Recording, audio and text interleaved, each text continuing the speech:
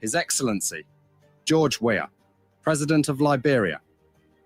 Our board noted that His Excellency's victory as the African Political Leader of the Year 2023 is a testament to his contributions to promoting peace, African culture and development, youth and sports development, and advancing Africa's agenda globally.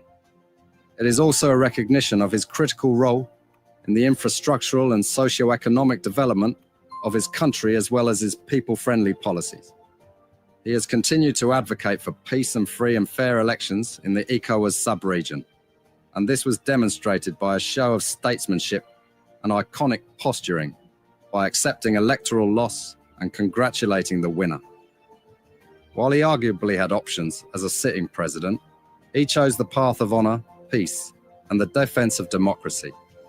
His emergence reaffirms our position that he has remained one of the continent's leading light, as he had continued to demonstrate great faith in the African project, promoting African dignity and helping to change the negative narratives about the continent.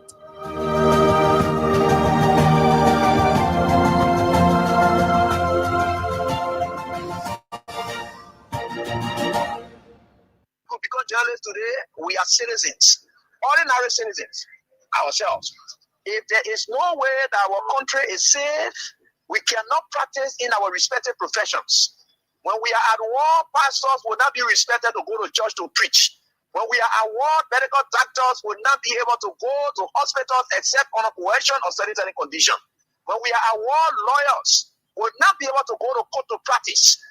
That's why when you see these things happening, whether you are a lawyer, whether you are working a profession, you got to step down and protect your country, so that that country will provide an avenue for you to be the kind of person that you want to be.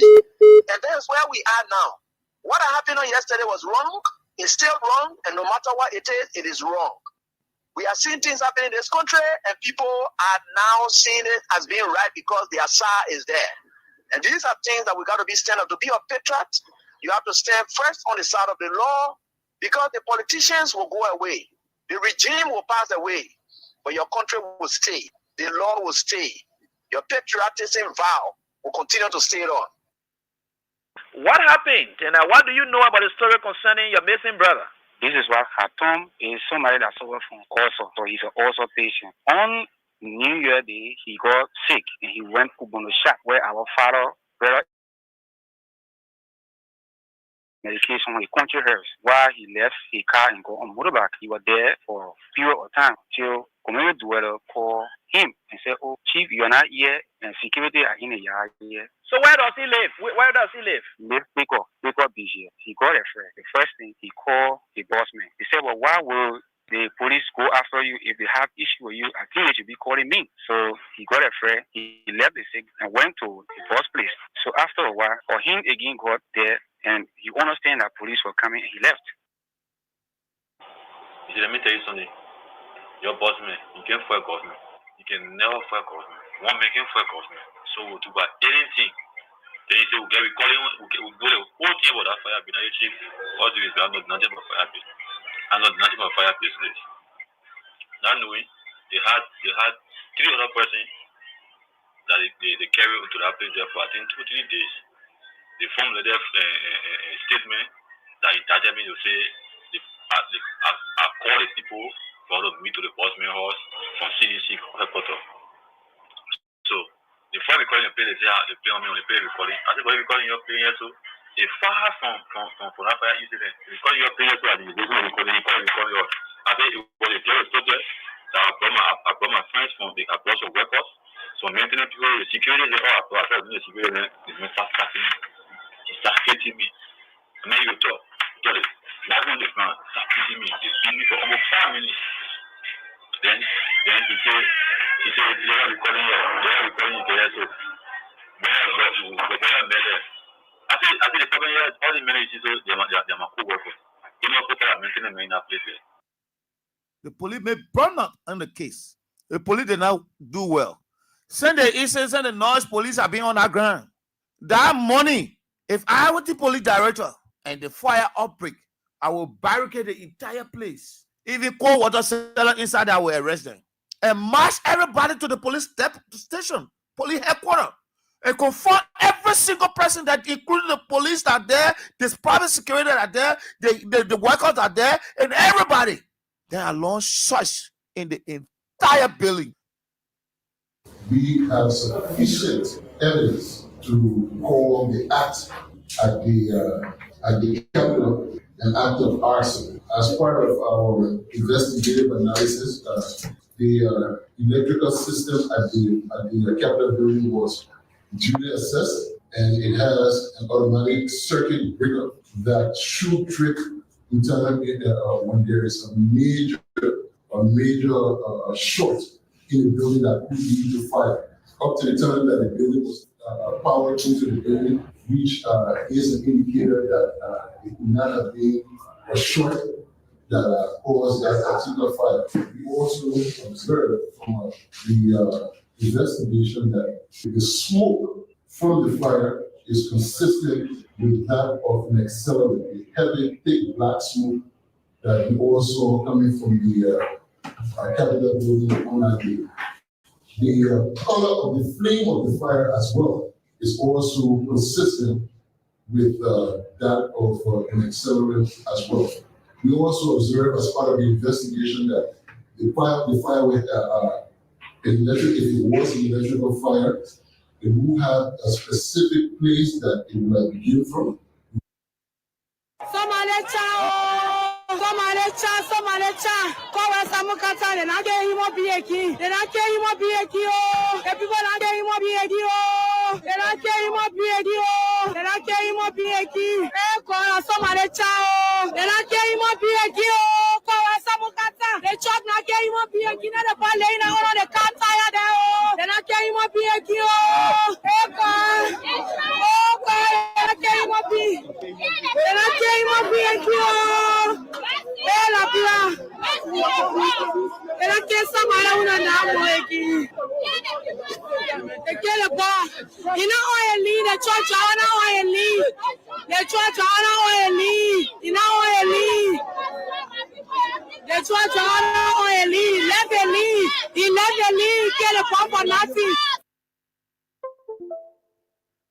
Journalists today, we are citizens, ordinary citizens ourselves. If there is no way that our country is safe, we cannot practice in our respective professions. When we are at war, pastors will not be respected to go to church to preach. When we are at war, medical doctors will not be able to go to hospitals except on a coercion or certain condition. When we are at war, lawyers will not be able to go to court to practice. That's why when you see these things happening, whether you are a lawyer, whether you are working a profession, you got to step down and protect your country so that that country will provide an avenue for you to be the kind of person that you want to be. And that's where we are now. What happened on yesterday was wrong. It's still wrong. And no matter what it is wrong. We are seeing things happening in this country, and people are now seeing it as being right because their side is there. And these are things that we got to be stand up. To be a patriot, you have to stand first on the side of the law, because the politicians will go away. The regime will pass away, but your country will stay. The law will stay. Your patriotism vow will continue to stay on.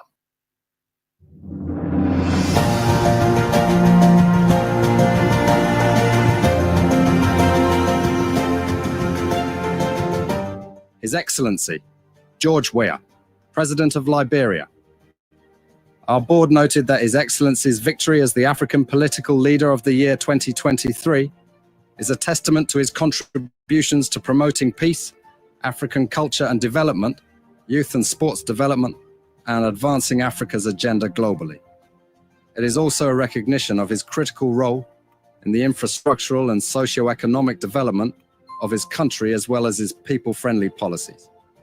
He has continued to advocate for peace and free and fair elections in the ECOWAS sub-region, and this was demonstrated by a show of statesmanship and iconic posturing by accepting electoral loss and congratulating the winner. While he arguably had options as a sitting president, he chose the path of honor, peace, and the defense of democracy. His emergence reaffirms our position that he has remained one of the continent's leading light, as he had continued to demonstrate great faith in the African project. promoting African dignity and helping to change the negative narratives about the continent.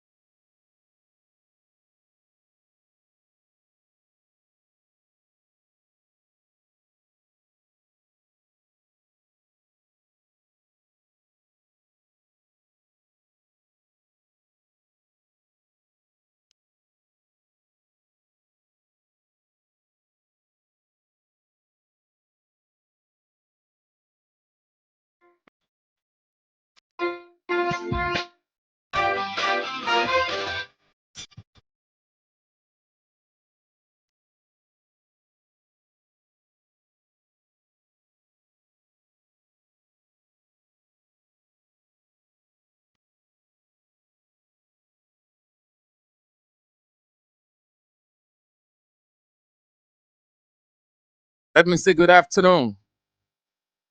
And whatever your time zone, wherever you are around the world, thank you so very kindly that you join us for the show, Real Talk on Kings 88.5.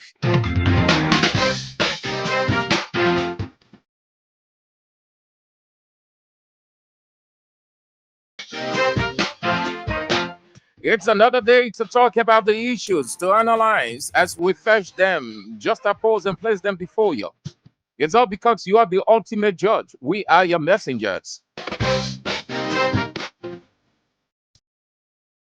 We are back on it. The scheme is uncovered and we will put it into context. We will demystify and unpack the lies, the cunning.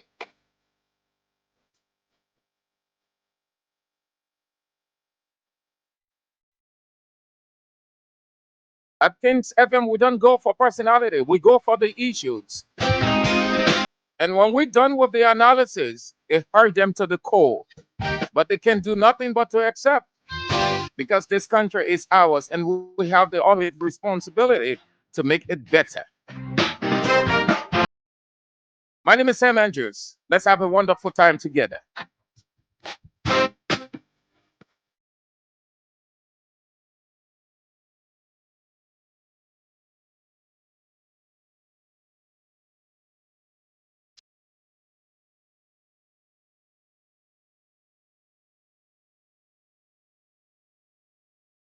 Thank you again. Let me acknowledge all of you who have come on. I appreciate you. You are so massive, so extraordinary. Without you, we aren't. With you, we can. But ultimately, it is a complementary stuff. We are together. We do this together. Thank you so much. Just so you know, at 4 o'clock, we will have with us the chairman of the Pro Democracy Group, Strategic Journalists Committee, Fayiah. We are into the NSA. He has some dissenting opinion. The way in which the government is treading. He thinks if they cannot put a stop to what is unfolding, that could degenerate into something else. That will be at 4 o'clock Liberian time. You don't want to miss that conversation. Before then, we talk just two significant events, and then we are out of the show at 5:30. We are giving you 4,000 Liberian dollars today on the King's Cash giveaway. Start playing now. It's instant. We're not going to waste time. We'll give you your money as you request it. Just dial *799 and *24#. That's all you need to do. And play with $1, Liberian dollar, or 70 cents US, and you have 4,000. Play as many times. Let's start playing. And we talk the issues. This country is tough. I told you what the finance minister said. He's fighting hard, but his president is making it hard for him. It's going to get even tougher. A hint to a wise is quite sufficient. play just $1 or 70 cents US and have 4,000 Liberian dollars. You can save 2,000 and use the rest. And tomorrow you keep on playing, and then you could win 10,000, and then you save 9,000. By the time you're finished playing, you have sufficient money. So if anything, you have good money to get your day or activity going. All right. So we are in a typical society, a very mystery one. We've got issues unfolding, and the way they are unfolding, not too good for Liberia. The news out of this country is bad. The government has tinted its image just in its first year. And to repair that image, it's going to be a sweltering tax, because they continue to add to the already damaging situation. The analysis, what unfolded yesterday from newsmaker Darius Dillon, was good by all the people listening to most of the analysis, and it was good by great talk show hosts, media pundits, and other political enthusiasts. But put all together, you come to the conclusion that everybody was overwhelmed with the word apology. That caught the attention of everybody, that he did apologize. And listening to all, and then listening to the man himself over and over and over, I thought to take it from another angle. All of those great analysts did extremely well. The analysis were very insightful. As it is our professionalism, we look at issues from different angles. I thought to do a shift. And that shift that I'm about to talk about, it is no different from what my colleagues will bring out. But it is very significant. I think it will leave you thinking, because something is about to happen. Let me set the stage this way. There is the unholy trinity: the beast called Satan, the Antichrist, and the false prophet. The beast instructs or empowers the Antichrist with every and all cunning to go rhetorical by deceiving those who lack understanding and knowledge. He then passes that idea onto the false prophet, whose responsibility is to deceive as many as can put a strong thought to what is unfolding. Put that in a political context. It gives you the typology or sameness of Dillon's private jet apology. Given what unfolded, I am not convinced, and I expect that you wouldn't be. Dillon did not apologize. Dillon didn't. Nobody should live with that illusion that Dillon is, or Dillon did apologize. I like how AB put it last night. The guy is clever. And some of you thought that AB used the word for greatness, that he has great ability or so.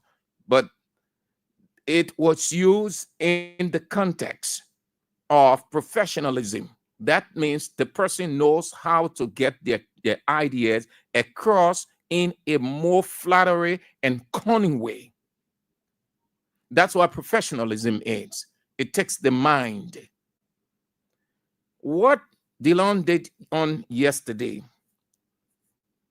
he did not apologize. Under no circumstance did Dillon apologize. Don't be carried away by that. Dillon never, ever apologize. Dillon can never, ever apologize. That is why I've started with that situation of the unholy Trinity. If you are a Christian, you know what I'm driving out.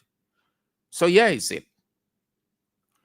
Dillon is not a child, but a full-grown and exposed man, literally. Dillon has always known and still knows today what private jet is and why president use it. Dillon's rant against former President George Weah was based on his full understanding and knowledge of the importance and usage of a private jet by a president whose country does not have one. But he, Dillon, was in opposition, wanting to come to power, so he blasted Weah as being in the wrong, using private jet.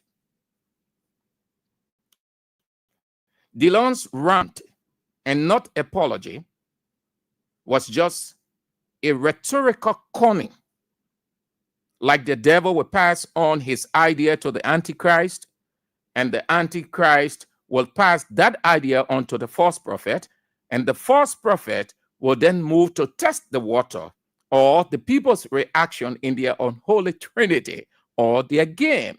So it's Dillon, you be political false prophet. Moreover, it wasn't about apology, an apology to former President George Weah. Know that it wasn't an apology, nor was it an apology to former President George Weah. But that's how the politician will make you to think. Oh, yes, certainly. Because they are good at it. They know their craft. They are very skillful. Here is it. There's the decision by Unity Party. There is the decision by Unity Party government. But no, before I go further, why I said he did not apologize, he can never apologize, he should not apologize. Yeah, is it? Listen, people, you don't know these cunning politicians around yet. Dillon knows the importance of private jet. Dillon, not a small boy. He hasn't been schooled today. He knew all of those things from the onset. Like AB said last night, he had a couple of travels. So he knows the difference between a private jet, a commercial flight, and others. But Dillon knows exactly what he did yesterday. It wasn't a hurt. Dillon did not hurt former President Weah. I showed that when it came out, the former president started to ask himself, but what did I do to this man that he will apologize? That's how politicians make it to think. He did not hurt former President George Weah. There wasn't anything there to apologize for.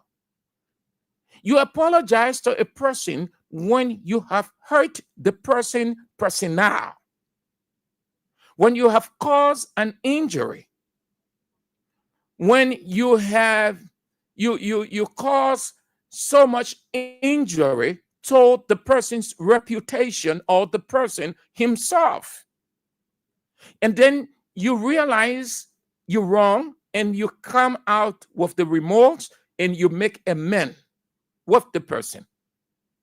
In this situation, Dillon did not wrong former President George Weah.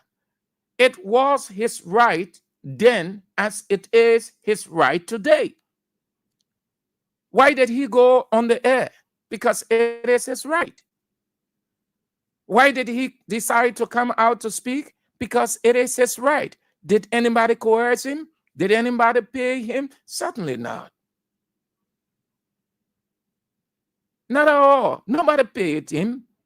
Nobody coerced him. No, here is it. And when the clip is played, I beg you, please listen carefully. Let me conclude this way. There is the decision by Unity Party to buy a private jet for GMB use, giving his frail health for comfort. We are approaching a time and period that our president will not travel regularly. The president will also have to travel. But the travel that he will, in my opinion, make very significant that his presence will be needed. We saw it with former President Salif. We saw it with former President George Weah. There are events that the president himself or herself must be there.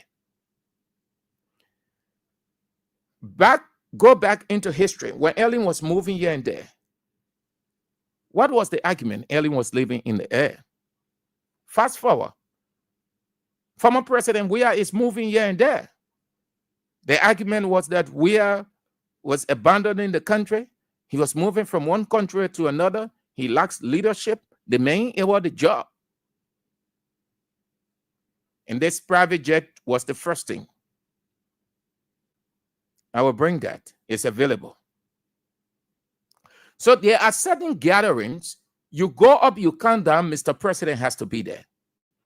So the logic is, in the meantime, they want to manage Mr. President's health so that he will be in a position, if where he is to go, he will have to be in the air for 23 hours or 30 hours.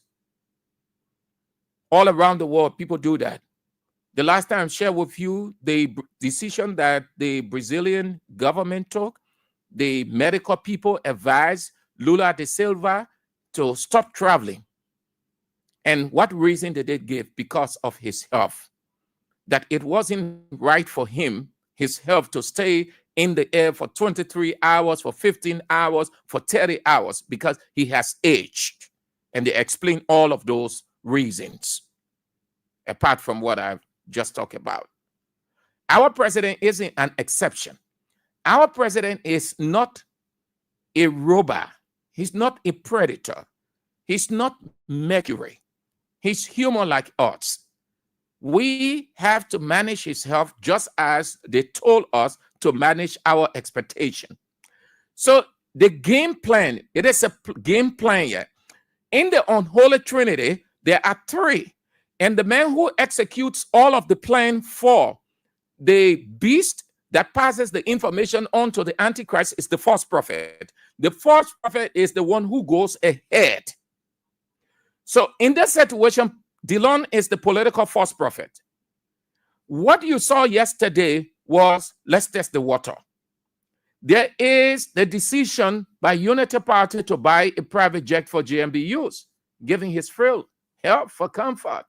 Now, if they came out formally to announce the buying of a private jet for JMB, they will have suffered the wave of backlashes from the people.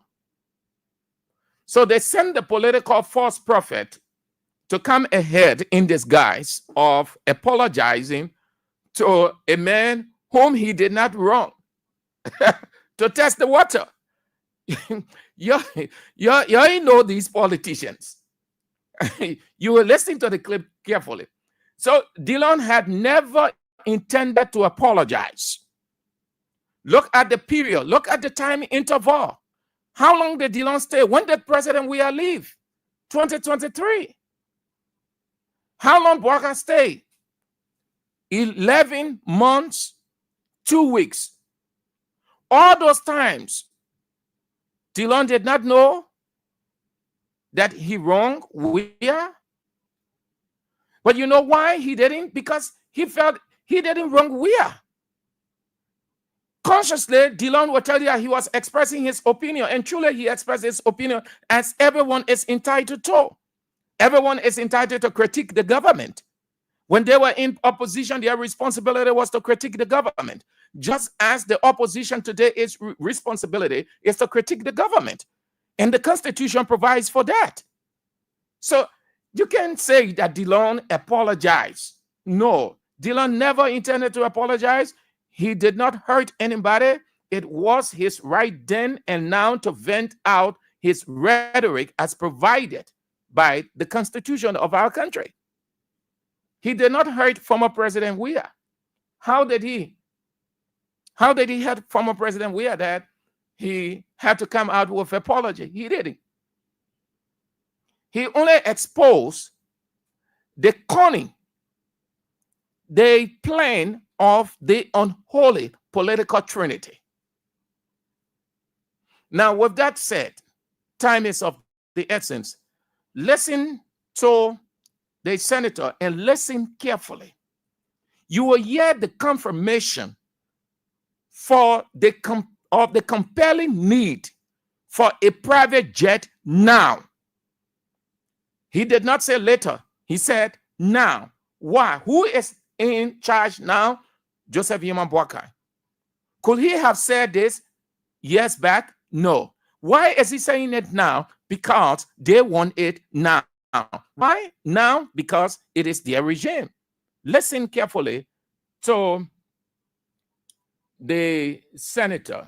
Listen carefully. These guys are very interesting. Very, very, very interesting. Very, very interesting. Who told you that was an apology? It wasn't. Listen carefully. Please listen. Let me address this private jet issue. My response may not go down well.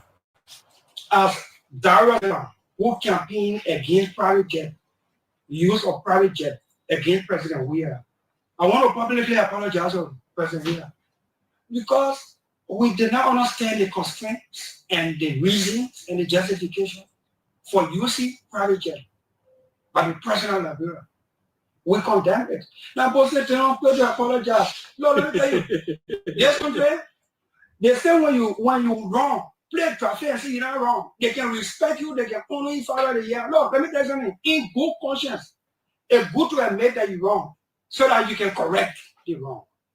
We see the need for the use of private jet. We see the need, and I said now, the use of private jet by the President of Liberia. The thing that can solve it, the private jet issue, is for us to procure a presidential jet for Liberia, for the use of the president and for official use.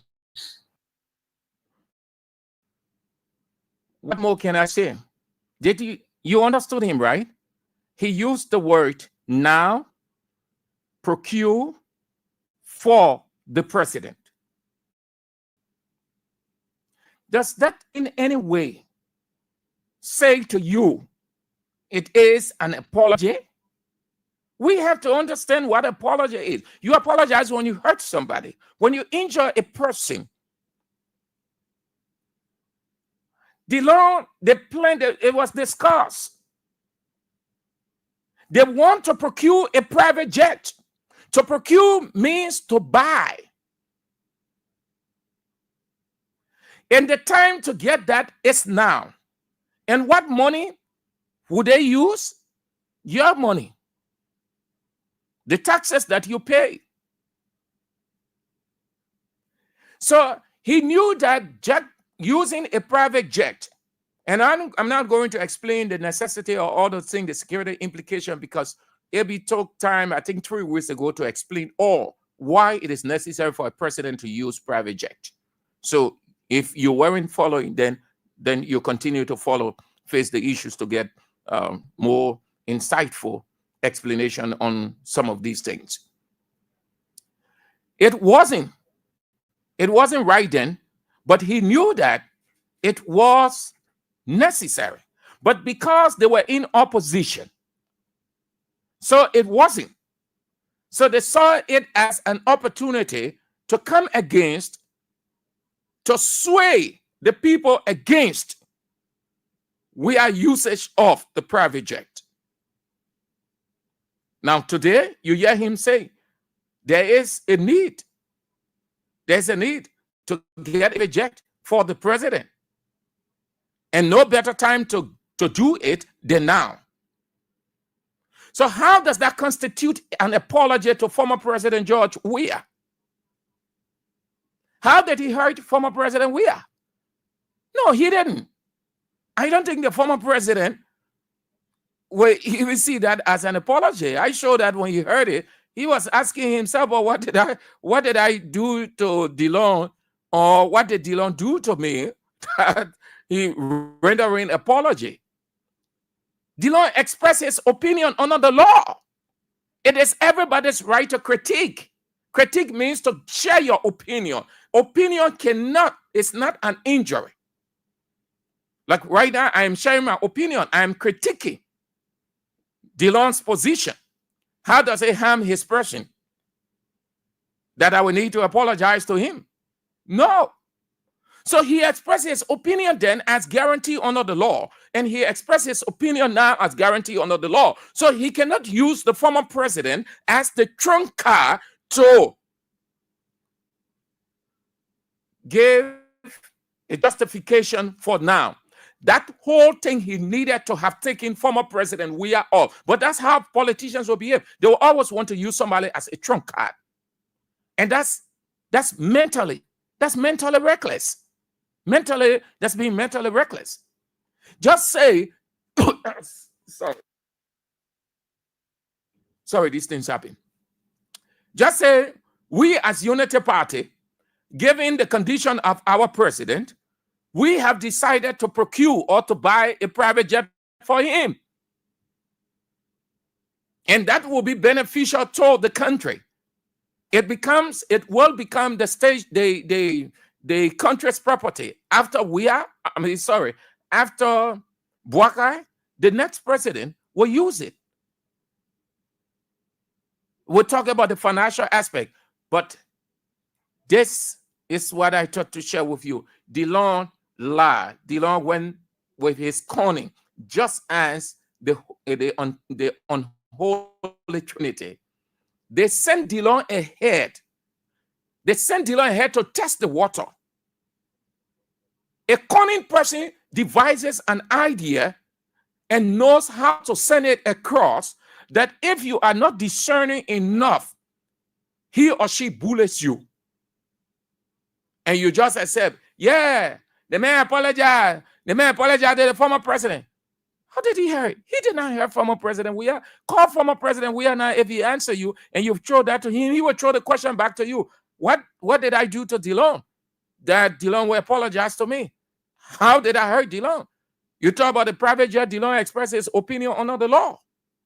And that is why the former president gave a counter critique. The former president, he gave a counter critique.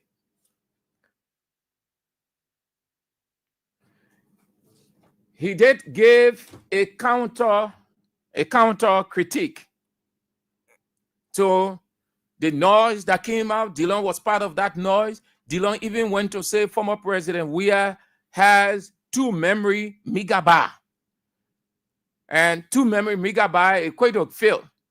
And you have to take out and add, because the former president was so dull that he could not.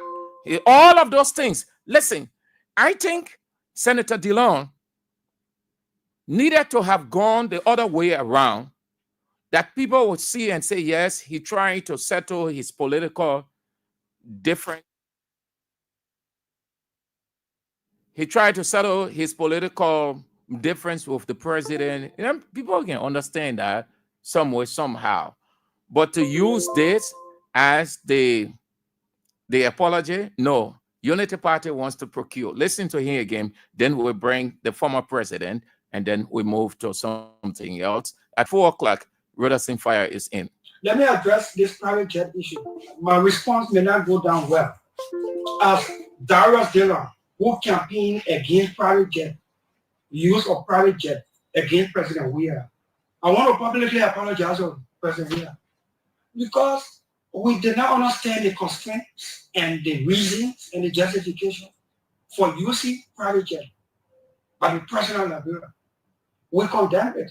Now, both say, don't apologize. Lord, let me tell you, this country, they say when you wrong, play traffic and say you're not wrong. They can respect you, they can only follow the year. Lord, let me tell you something. In good conscience, it's good to admit that you're wrong so that you can correct the wrong. We see the need for the use of private jet. We see the need, and I said now, the use of private jet by the President of Liberia. The jet. We see the need, and I said now, the use of private jet by the President of Liberia. We see the need, and I said now, the use of private jet by the President of Liberia. We see the need, and I said now, the use of private jet by the President of Liberia. We see the need, and I said now, the use of private jet by the President of Liberia. The thing that can solve it, the private jet issue, is for us to procure a presidential jet. The thing that can solve it, the private jet issue, is for us to procure a presidential jet. The thing that can solve it, the private jet issue, is for us to procure a presidential jet. The thing that can solve it, the private jet issue, is for us to procure a presidential jet. The thing that can solve it, the private jet issue, is for us to procure a presidential jet. We see the need, and I said now, the use of private jet by the President of Liberia. We see the need, and I said now, the use of private jet by the President of Liberia. The thing that can solve it, the private jet issue, is for us to procure a presidential jet for Liberia, for the use of the president and for official use. So let's go to the former president now, as he gave his counter to all those criticisms. One of them, Senator Dillon, about using a private jet. They had gone. They said, former president, we are bought. They said the former president took the Liberian people money and bought private jet. The president was constrained to give his side of the criticism or the indictment brought against him. So you see, when you carry that kind of news, then it gets difficult. So the whole alignment on Facebook, there's some people, yeah, they want to do so. They should be taking care of people, the bad people for 30 million. But there's one guy that came up to say, Prophet Key, that is Prophet Key. You know, everything you see in this people is not true. Problem, you address it in a way where people can understand you. A man tells to the lady was, you agree with him, but he need to address the issue. He's not addressing the issue. He's just shouting and insulting the government police, they want police, Maggie, I know Maggie, I'm going to grant you there, blah, blah, blah, blah, blah. But when I be there, born, I will battle them. So you see, when you get that kind of news, then it gets difficult. You bought a plane, $30 million, and park in the airport. You bought a plane, $30 million, and park in the airport. So they were definitive. They gave the figure.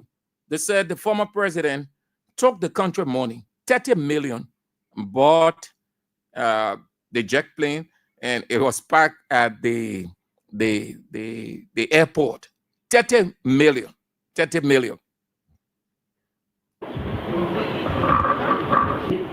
You bought a plane, $30 million, and parked in the airport. That Mr. Maggie, you bought a plane, $30 million, and parked in the airport.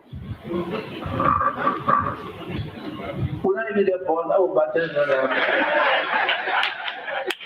So you see, when you get that kind of news, then it gets difficult. So the whole alignment on Facebook, there's some people, yeah, they want to do so. They should be taking care of people, the bad people for 30 million. But there's one guy that came up to say, Prophet K. All right.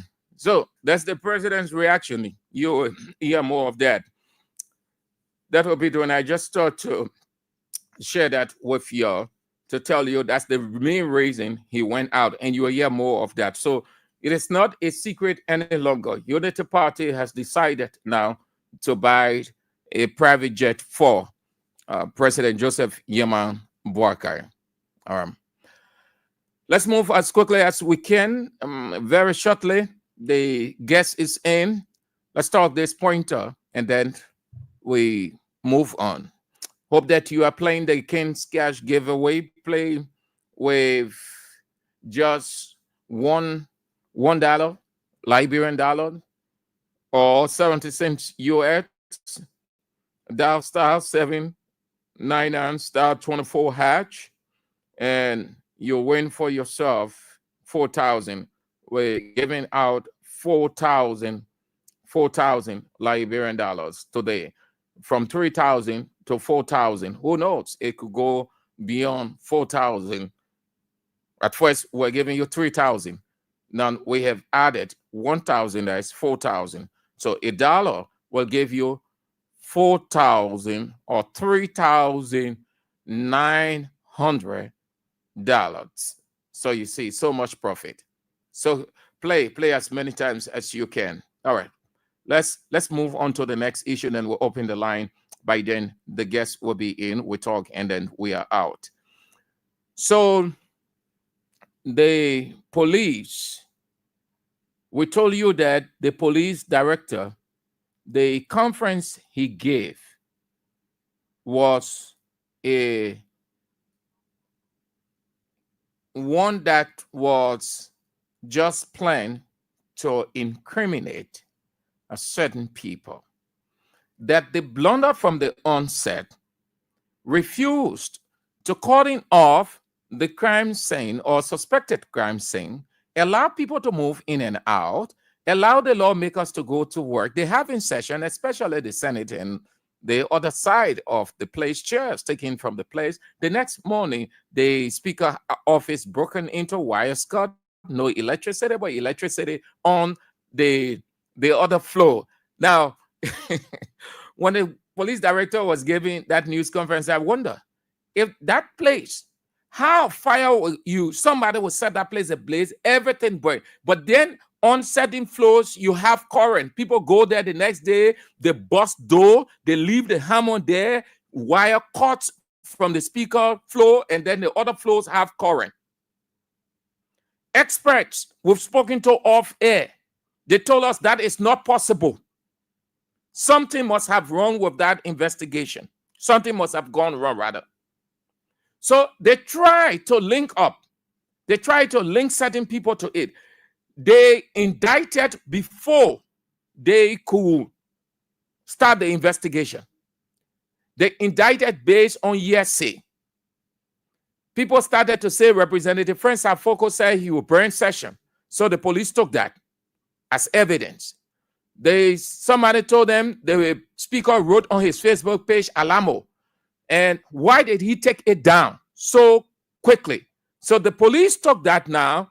They took it serious. They invited the speaker too. That's how that the evidence there. Yes. And it is one of the things that brought war. The people kept grudge for each other because people say this person or this person is this person is that. And that is why you have to be very careful as security person and even out of the security against hearsay. We saw hearsay in the war, 1990. I never left from here. God allowed me to see. We heard people say, and you said this about me, and you did this to me, and you told this person about me, and they did this to my mom, they did this to my pa, get on the side. Before the person can turn it back, they bust the head. That is the same thing with insult. Even though we want war, we're not going back there. But we have to speak against those factors that we saw that led Liberia to lose 250,000 human beings, that all of our infrastructures damaged, that today we are still struggling. Power corrupts, as the people would say. When you are outside, you act like Mr. Holy, Madam Holy. When you get inside, no. You start to torture You start to incriminate. You start to say things about your own, or because you want to satisfy the political god. We have to be careful. If the government blunder, as we saw with former President Salif and former President Weah, along the way,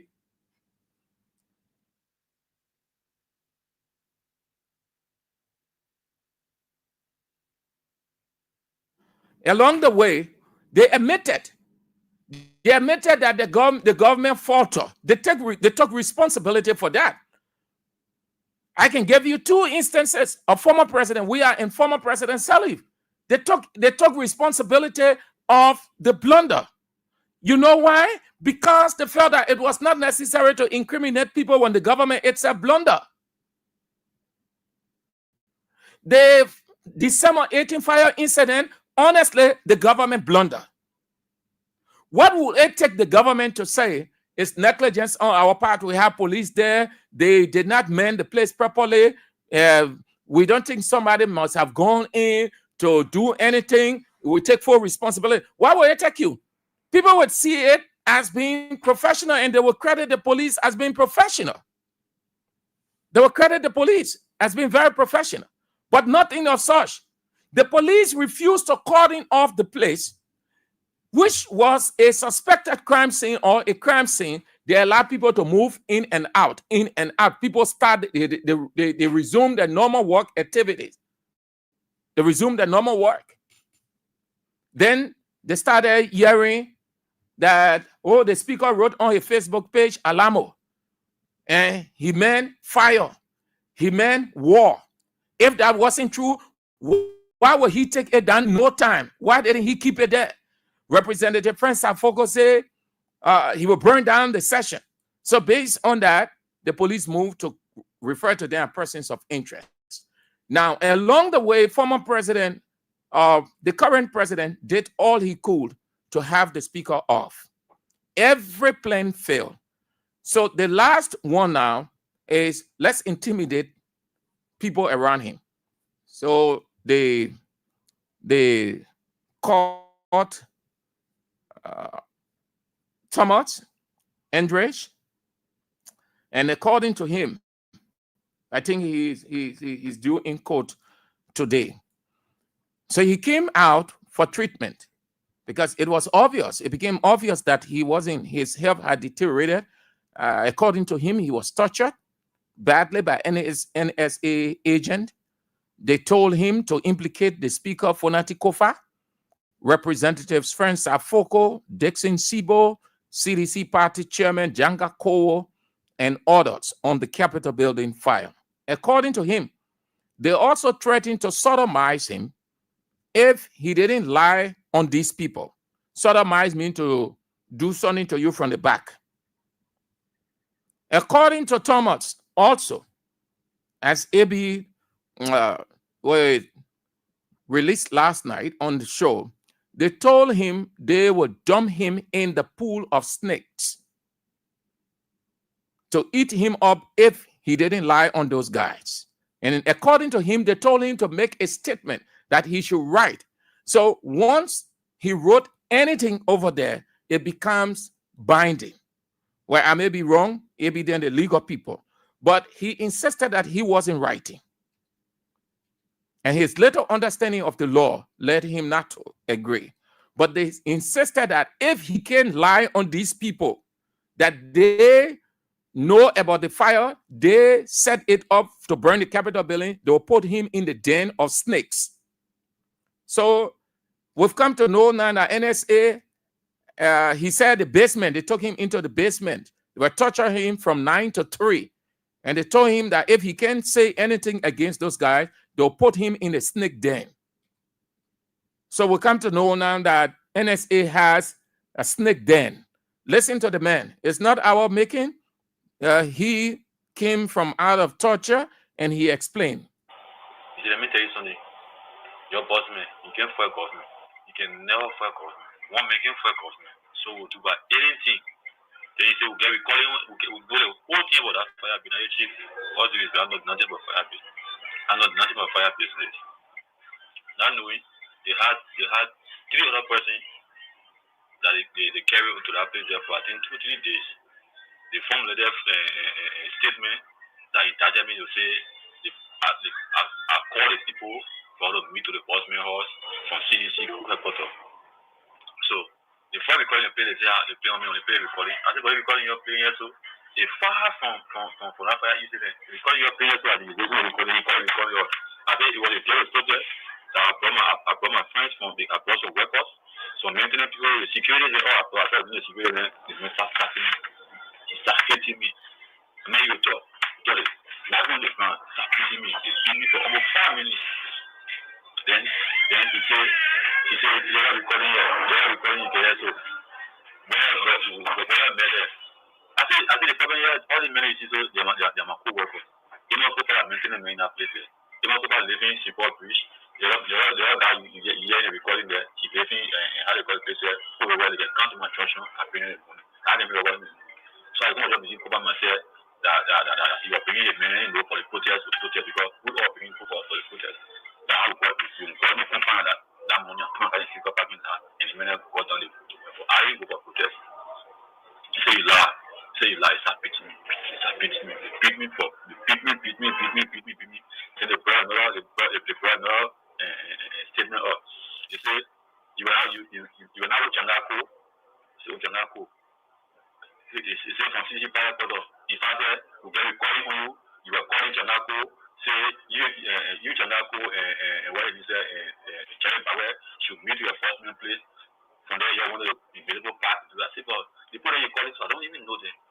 Janako, you can't say, I even know him by face. I don't know your name, I even know him by face. And I'm not even of person who can go on CDC Power Photo to go out and call it. When I love the prayer, the guy who the last statement, the very last statement. I say the brilliant men say you know me. They are win the case. They say, okay, that's the glory guy.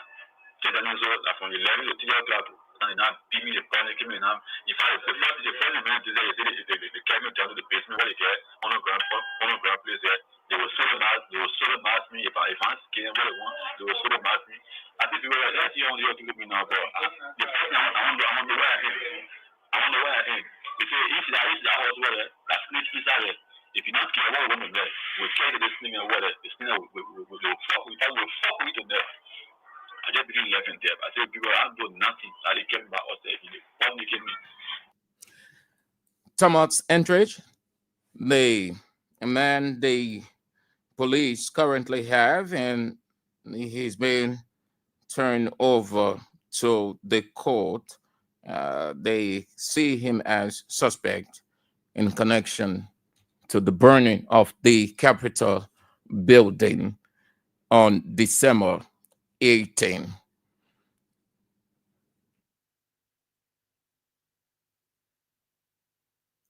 So let's take few calls on this one. My guest is in. Let's just take few calls in the next 5 minutes. Let's do it as quickly as we can. Time is of the essence. You've got other responsibility to back on.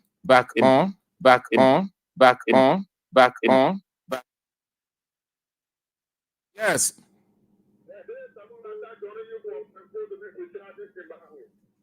Let's hear you.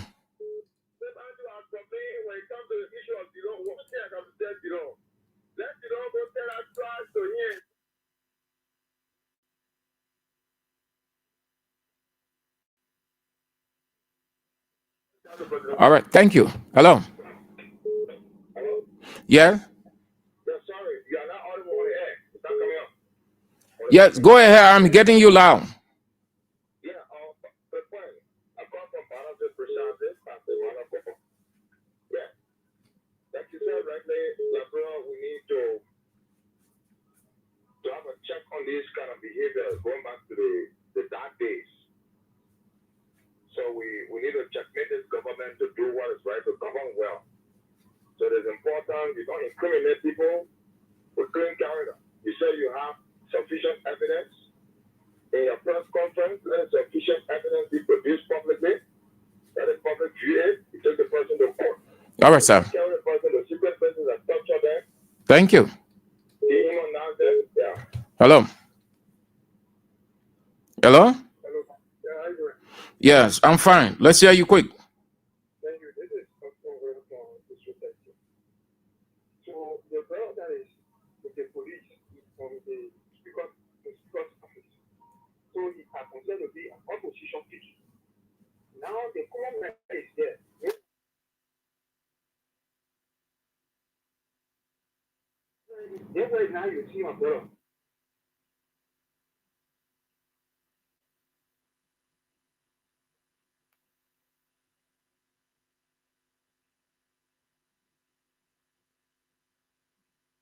This became an opportunity to treat us. Thank you. Thank you for calling. Have a nice day. All right, thank you all for spicing up. The session time is of the essence. You can include your calls when the time comes for the guests to take calls. Thank you so much. All right. It's a minute past 4 o'clock. You are aware of what is unfolding, and I've invited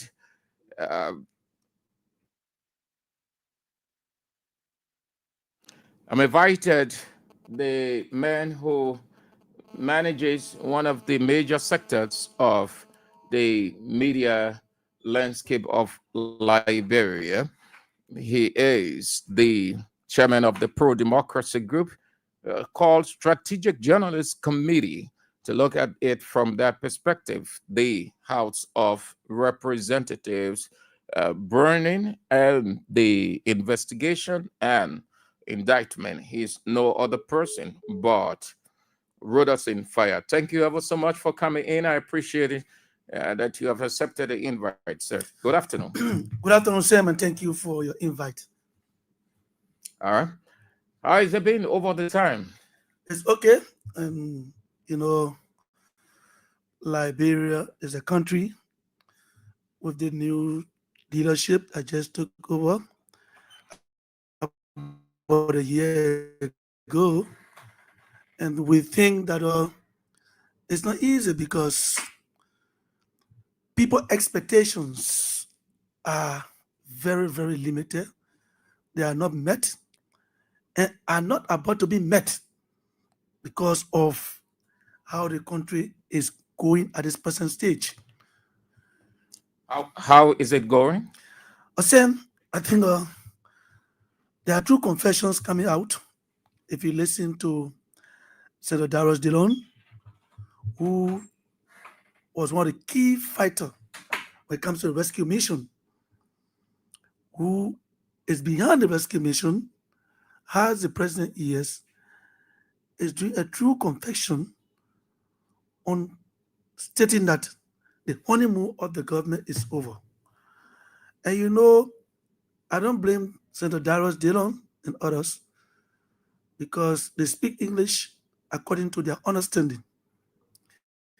There is nothing called honeymoon in government. Every opposition is a government in waiting. Once you are in the opposition cycle, you are a government in waiting.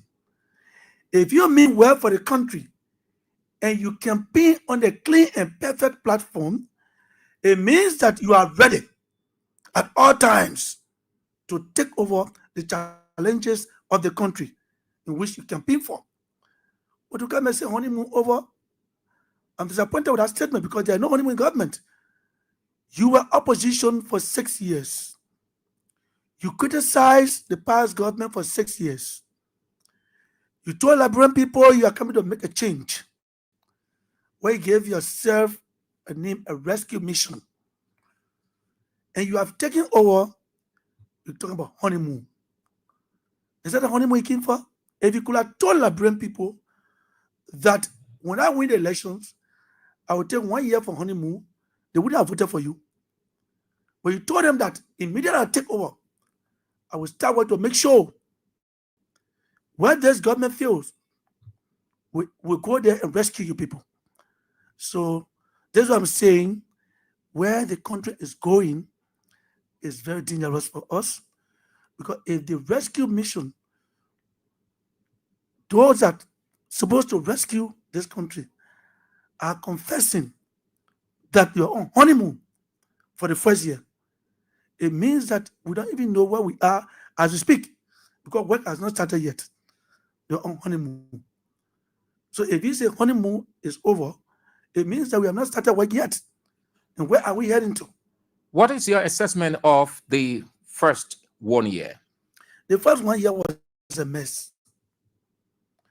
I can tell anybody, our rhetoric saints have fire in the studio, campaigned vigorously for the success of President Joseph Boakai as president.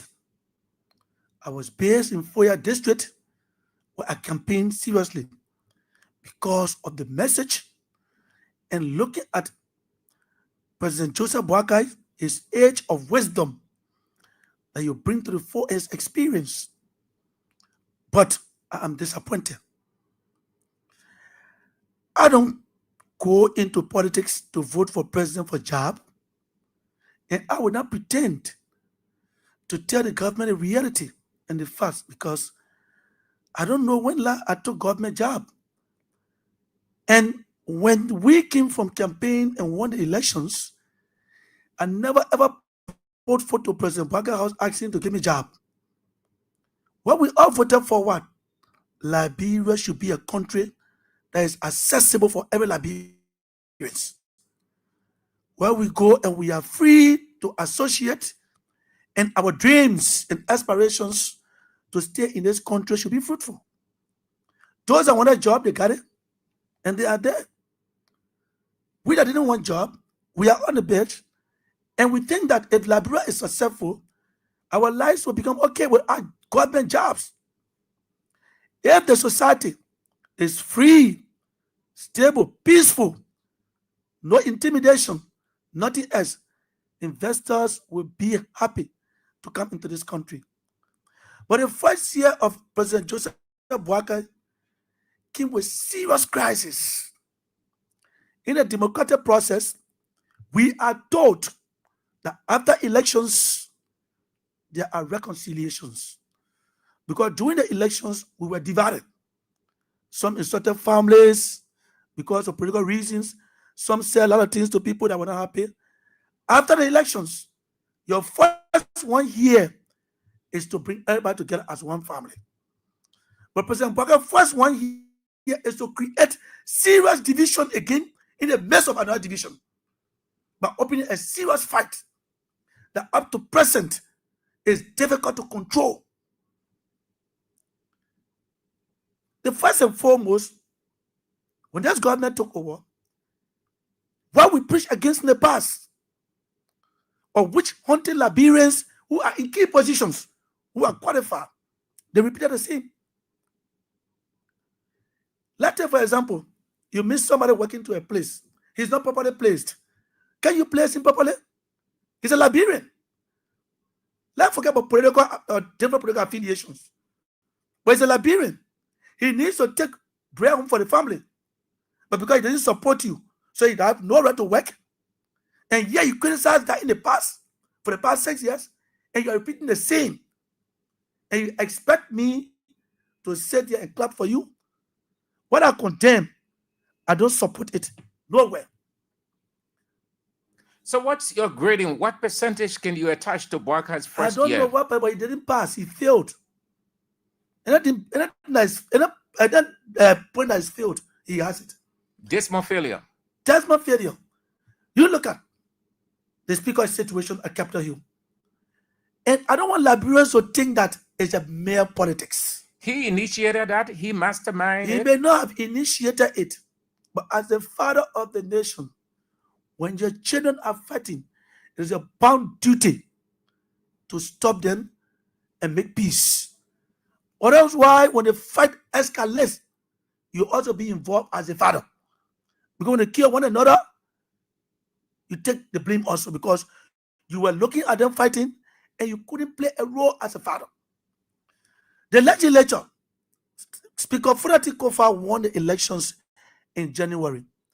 He never had peace of mind until today. He was illegally removed. Illegally removed. Has he been removed? Was it illegal? I mean, not been removed yet. But the interactions with the executive and the so-called majority bloc who are sitting illegally and doing business of the day with them tells you that they found favor in them and they feel that they are legitimate because every aspect of the work the government is passing through the so-called majority bloc, who are sitting illegally. And what we thought at the time, when it started, let me tell you the same. I witnessed about 3 speakers in this country. Even where rebels got together and formed the National Transitional Legislative Assembly, NTLA, where George Weah was a speaker, they had rule and law. They obeyed the laws. I witnessed it. When George Weah was to be removed, they went and gave him due process and raised the number in line with the Constitution. They had rule and laws and they implemented it. Because Snow was resigned, it was welcomed easily, and he saw that he couldn't make it, he resigned. When Speaker Tyler was to be removed, they raised the number. They gave Speaker Tyler due process. I was in chamber that day when they met and asked him to recuse himself because he was involved into the civil mining of global witness issue at the court. They told him that you cannot be answering to a criminal offenses at the court as he presided as speaker. So for them to recuse yourself and concentrate on the court issue. When you are exonerated, you come back. He said he will never do it. That's a form of due process. Recuse yourself because of this. He said no. The guy said, say you said no because of this, we can't sit on a gamble. Because we feel that you are being abetted by allegations. Until you can free from these allegations, you are not qualified to sit as a speaker. And they move in the joint chamber where they let Hans Baju as who were deputy speaker as speaker and start conducting the affairs. Any other place, they couldn't conduct the day-to-day affairs. I remember President Salif sent a communication to them and she withdrew it after she was advised by our legal team that group was not legitimate. She withdrew that legal team. I found myself OKF that morning, even provoking her that she behaved like Fomoyang. Because with sending a communication, withdrawing it. She never did business with them until, and they couldn't have election for another speaker until that wonderful day when they raised a number and Tyler resigned. When about to take the vote, Tyler resigned as speaker. They gave themselves about a week to get another speaker who was Emmanuel Nukwe. But for this case, it's completely different. The first thing, they did not set under the Speaker Gabo to give him due process. And Article 49 is clear how to remove a speaker, how to elect a speaker. First thing, you don't need majority to acquit him with what he did. One person can raise his hand up, asking for a recusal, making the allegations, and they plan to vote on it. And you'll be recused from his presiding. The deputy speaker preside. The deputy speaker preside will set a team from the members to conduct the investigation on allegations leveled against the speaker. Representative Samuel Kogat said all of that was in place. They wrote the speaker formally to give him due process. He defaulted. Let me tell you something. What I witnessed there is not what's happening. You don't write the speaker. You go to plenary. Ask him to recuse himself. If the speaker refused to recuse what Tyler did, then you have the right to say, but then with all the allegations, and we have to recuse yourself, you can't recuse yourself, then we'll move to another chamber. One will raise the number 49 to remove you. That's what they did with Tyler. They asked Tyler to recuse himself. Tyler said no. That's how they moved in the joint chamber. And wow, started raising the number. They were not doing the activities of the day. They raised the number 49 and Tyler resigned. They elected a new speaker. But for this, they didn't go in chamber as we speak. They can't enter that chamber. Enter there for that to cover and preside. They will not enter there. The joint chamber brain, where did they move? City Hall. The chamber is empty because they are operating illegally. If they could have gone to chambers, raise the issue, and Speaker Kovar said, no, I will not recuse myself. They have a point. But you have not gone there to acquaint the man with what he has done. You go say someone writing him. The Lord didn't say that. There is no law backing that. Challenge them. No law backing it. They say go in the chambers where you sit and address the day-to-day activities and acquainting with him. After the investigation, when you find him guilty, then you raise the number 49 by resolution. You know how resolution goes? When they call you John Brown, you put your hand up. That yes, I signed that resolution, but identify you. Because it's possible somebody can sign for you. That's how resolution works. If everybody is identified by the resolution, then the resolution become authentic and become a law in plenary. Not to sit somewhere and read people's names and say we are 50. Who knows the 50? Only them know it. It should be done in plenary, open plenary, with people name hands up. Brothers in fire, yes, that's my signature. Same man, yeah, that's my signature. That's how it goes. For transparency. That's the parliamentary procedure, but that wasn't followed. And they said they elected their speaker in Richard Kung. Richard Kung is not the speaker of the House of Representatives. He's not the speaker. He was not elected in line with Article 49. Article 49 makes it clear how the speaker should be elected. He was not elected with you have two speakers. Speaker for the Article has not been removed. Until he can resign or removed, he remains the speaker of this country. And I challenge anybody. Everything they're doing is illegal, or they found pleasure in damaging the country rule of law. They found pleasure in damaging the country rule of law. They're not doing it because that's what the law says. They're doing it because they want to satisfy their ego as a party who wants to own something illegally. And this is where we find ourselves today. Same, if legal, they read Morocco, they are gone up to present.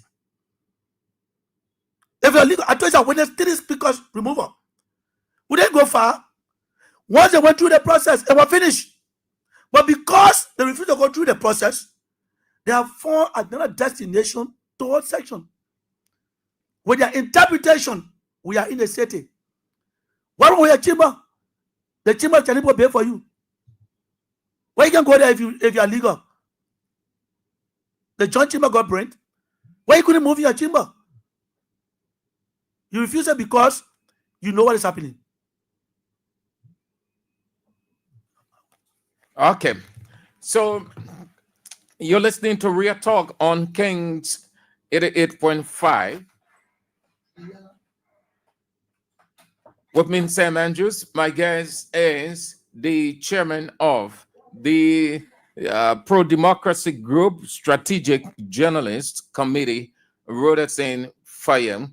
We are delving into what unfolded at the legislature that culminated into the calling in of several persons as persons of interest. We will go right there because time is of the essence. I saw your write out, a strong one. You aren't satisfied at all with the investigation. You want to drill us through. You're listening to the police boss. Initially, he said that they've did their investigation and they have preliminary evidence or findings. And then the second press conference, he said they have a strong evidence rather, and there are several persons of interest. Those persons of interest were already contacted and they needed to turn themselves in. If they did not, they would be arrested. In a twinkling of an eye, we heard of the arrest or picking up of Thomas Andre from the speaker's office, who is now in police custody. And my understanding is he's been forwarded to court. Thank you very much, Sam. You know, Liberia as a country, when President Madam Ellen Johnson Sirleaf took over president of this country, she signed so many international treaties on the protection of human rights. And that's why you have been saying the essence of torture is no more existing. And because of that, today the criteria to become a police person will be a high school graduate. In special professional fields, you'll be trained to hold the key positions. NSA, intelligence, does not mean to torture somebody. The essence of torture is no more existing in the kind of democratic posture we have, where the world has become a global village. You can sit there and see anything going on. As a good investigator, you don't do torture to get information from somebody. There are experts now around the world. If you don't have the capacity, you ask for an expert to help you, to guide you in the process. And when they guide you in the process, at the end of the day, you get a fruitful result without harming anybody.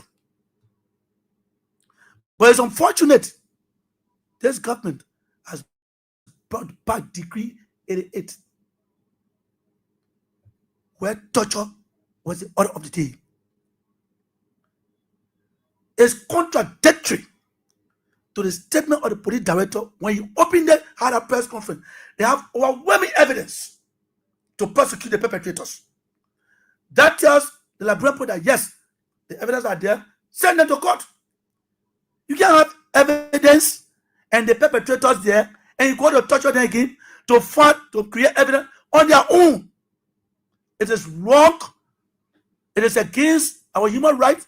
It's a violation of our human rights that we sign, and it is against the citizens of this country to be beaten, to say things under duress. You think the police just trying to make up or cover up for their blunder or negligence? They have created a blunder. Why cover up? They cannot cover up. If you have the evidence to prosecute somebody, send the person to court with the evidence. But it's unfortunate that you arrest somebody at 8 and send to NSA down to go and beat them, drink to them, just to tell you something about somebody. That evidence you talk about. That means you're looking for evidence. You don't have evidence. So the police director's statement was contradictory to Liberian people. He said looking for evidence. If you touch people around here to get evidence, even though he said they have overwhelming evidence, send the person to court. When you have the evidence available, let the person go to court. You don't have to touch anybody to get evidence, get something on the person. They never had the evidence available. Let the person go to court. Yeah, because he said persons of interest and they contacted them. So he just needed to put out those names in the public and call them and then forward them to court. Exactly. Exactly. You have started investigating for until this started.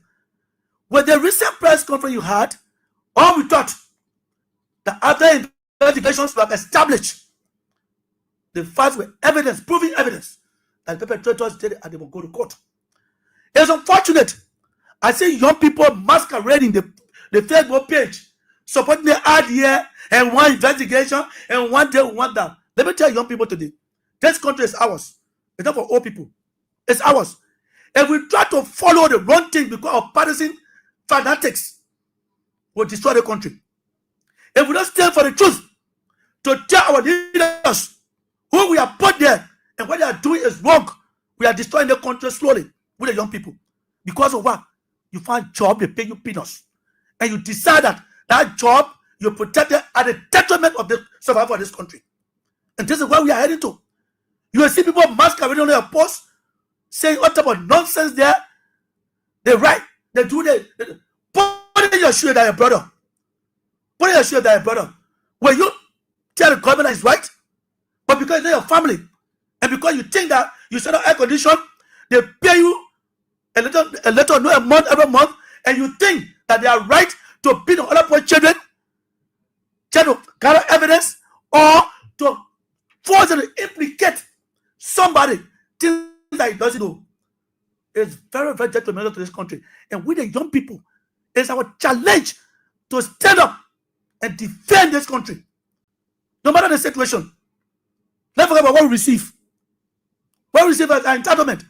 If this country is better today, you don't need government job to survive. In the other days, our parents were not working for government because investors were in the country. They were doing their best. People prefer working for companies than with government because nowadays, because the way we move, everybody looking for government job because no investor coming. Look at the environment we are creating. Did you say no investor or investors coming into the country? When are they coming? When they kind of thing like ongoing? In your first year, you just bring the capital building, and you say investors will come. You think investors come to pump their money in a country that they are not satisfied? It's very dangerous. Okay. Very shortly, we turn to you.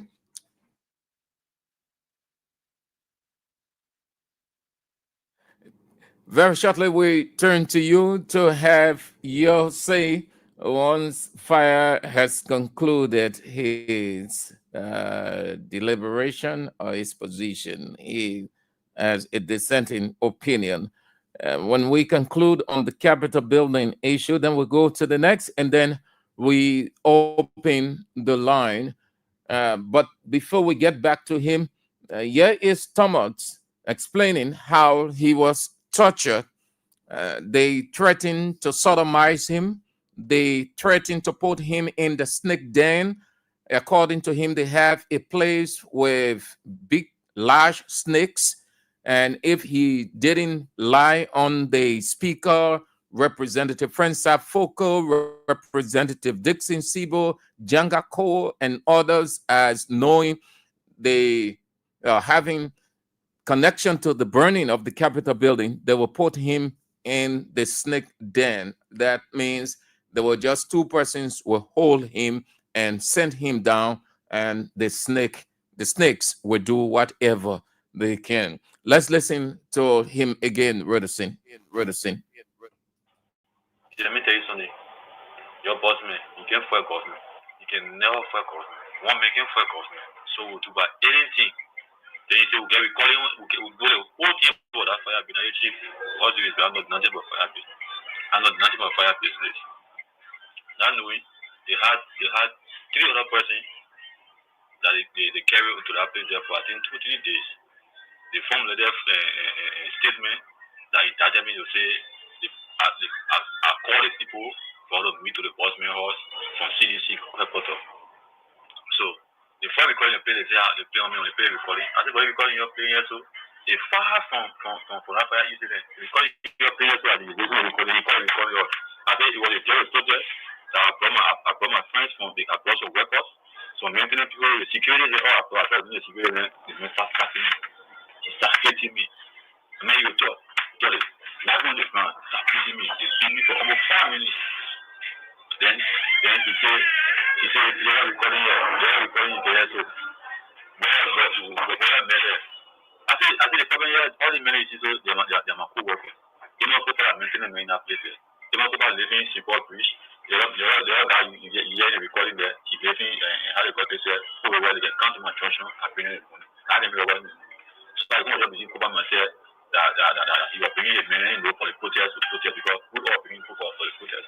That how God is doing. God not confirm that money and come and pick up in that and the man got down the for I didn't go for protest. Say you lie, start pitching me. When I learned the prayer the guy who the last statement is that the very last statement. I said the brilliant middleman say you know me. They are win the case. They say, okay, that is very bad. So then also from the 11 to 3 and now beat me the panic me now. If I the first minute to say they came down to the basement where they get on the ground place there. They will sort of mask me if I'm scared what they want, they will sort of mask me. I think people are like, let's see how they look me now, but the first time I wonder where I am. If the house where that snake inside there, if you're not care what woman there, we'll carry this thing and where the snake will fuck with them there. I just begin laughing there. I said, people, I'm doing nothing. I came back out there. What making me? Riddleton, you heard him. You know, what puzzled me so much is that when Tom was taken to the court yesterday, You know him? I know Tom very well. He's a very easygoing guy, very smart fellow, and very hardworking. He works in the office of Natikova, Speaker of Natikova, sorry. He works in the office. And let me say this. Tom has been coming to work since Natikova, Speaker Kofa became Deputy Speaker or joined the legislature. Tom has always come to work 6 in the morning. Tom lives in Beko, going towards the beach. So no matter he wakes up as early as 5. Where is that? Where is that Quaker? In Broadway, all the way to the beach. When after you pass about Broadway store going towards Jivo, you bend your left. All the way to the beach. And look at the distance. So he leaves there by 5 in the morning to beat the traffic and make sure by 6 he had kept the building. He opens the door, work along with the maintenance people to clean the offices of the speaker and everything. Then from there he goes to the speaker house. He does that continuously. It was only unfortunate this day where he never thought, where nobody ever thought that that place would get ablaze. And he found himself in the building as usual at 6. That's a crime he committed, and he been arrested for interrogation. He was first arrested, went to the police station, they never found anything, and left him. He went home. Afterward, they did re-arrest this Friday. After the police announced they have overwhelming evidence to prosecute those people, he took him and carried him to our NSA. NSA is an intelligence area. Police investigators found evidence, turned over to the prosecution team for Justice Ministry to prosecute. The NSA is not torture chamber. Not torture chamber. They use intelligence to gather their information and send it over to the police for investigation. Now the police get a criminal investigation department. The NSA use their intelligence and gather information with a little piece of evidence they have, turn it over to what? To Liberia National Police Investigation Department to further authenticate what they gather from the intelligence to make it real. Intelligence, like they say. By counter-checking yes, the intelligence. The information, and make it real for proper prosecutions at the court. And this evidence are the one the prosecution team will take to the court to either win the case or lose the case. You can't gather them for everything. So now they go to court. Do they have evidence, prima facie enough to lay before the court? Why? This is why we are looking at them, because you kept the man over the statutory period. And a rate of habeas corpus was filed by the lawyers of Tom to present his living body before the court. You did yesterday, the man whom morphology could tell you that something happens to him. He gave us the unfortunate aspect of our court. The man cannot even stay. You want to issue another rate to take him to South Beach. Rate on rate. Rate on rate. When the court told you, said, take the man to hospital, send the man is claiming that he was tortured and he's not feeling fine, take him to the hospital before any other thing. You start to fight to issue rate yesterday on the spot to take him to the South Beach. And you saw what happened there yesterday. They were compelled to take him to the hospital. And this is where it's disheartening. You treated a Liberian citizen because of an allegation as if that you have a concrete evidence. When you take him to court, you'll be guilty. Even when he's to be guilty, leave it with a court. He's a citizen of this country. You don't treat him as if that he's even a foreigner, has a right. Has a right. You don't treat the president like he's nobody. Treat him as your son, your brother. In case your brother is involved, you're treating that way. Say to him, persuasive method can be used in investigation to gather more information of what you want. You know, some people gather information, say, they will take you to the Dana restaurant. They eat. Investigation is not one day. Especially the kind of grave investigation. It's not one day. If you are a person of interest, I will treat you with care. And in that process, I will gather more information from you because my treatment towards you with care, with everything, you'll be opening up to me. And that's the work of the NSA, because you don't know who the person is, but the person introduces himself as a friend. What you do is that you don't do it in one day. Something that takes almost 1 year. That's why other countries, case does not die because they can investigate for even 10 years. At the end of the day, they'll get a real evidence on it. You don't rush with these cases. If you rush with them, you may not find what the real evidence you want. Treat the president, anybody. Come on, oh, where you are, my brother? Where are you? And the time given by the police or the fire service that the results who have been out in 1 week. You know what? It's incompetence can be equal to what give time. A competent person will not give you time. They'll tell you, say, allow me to do my work.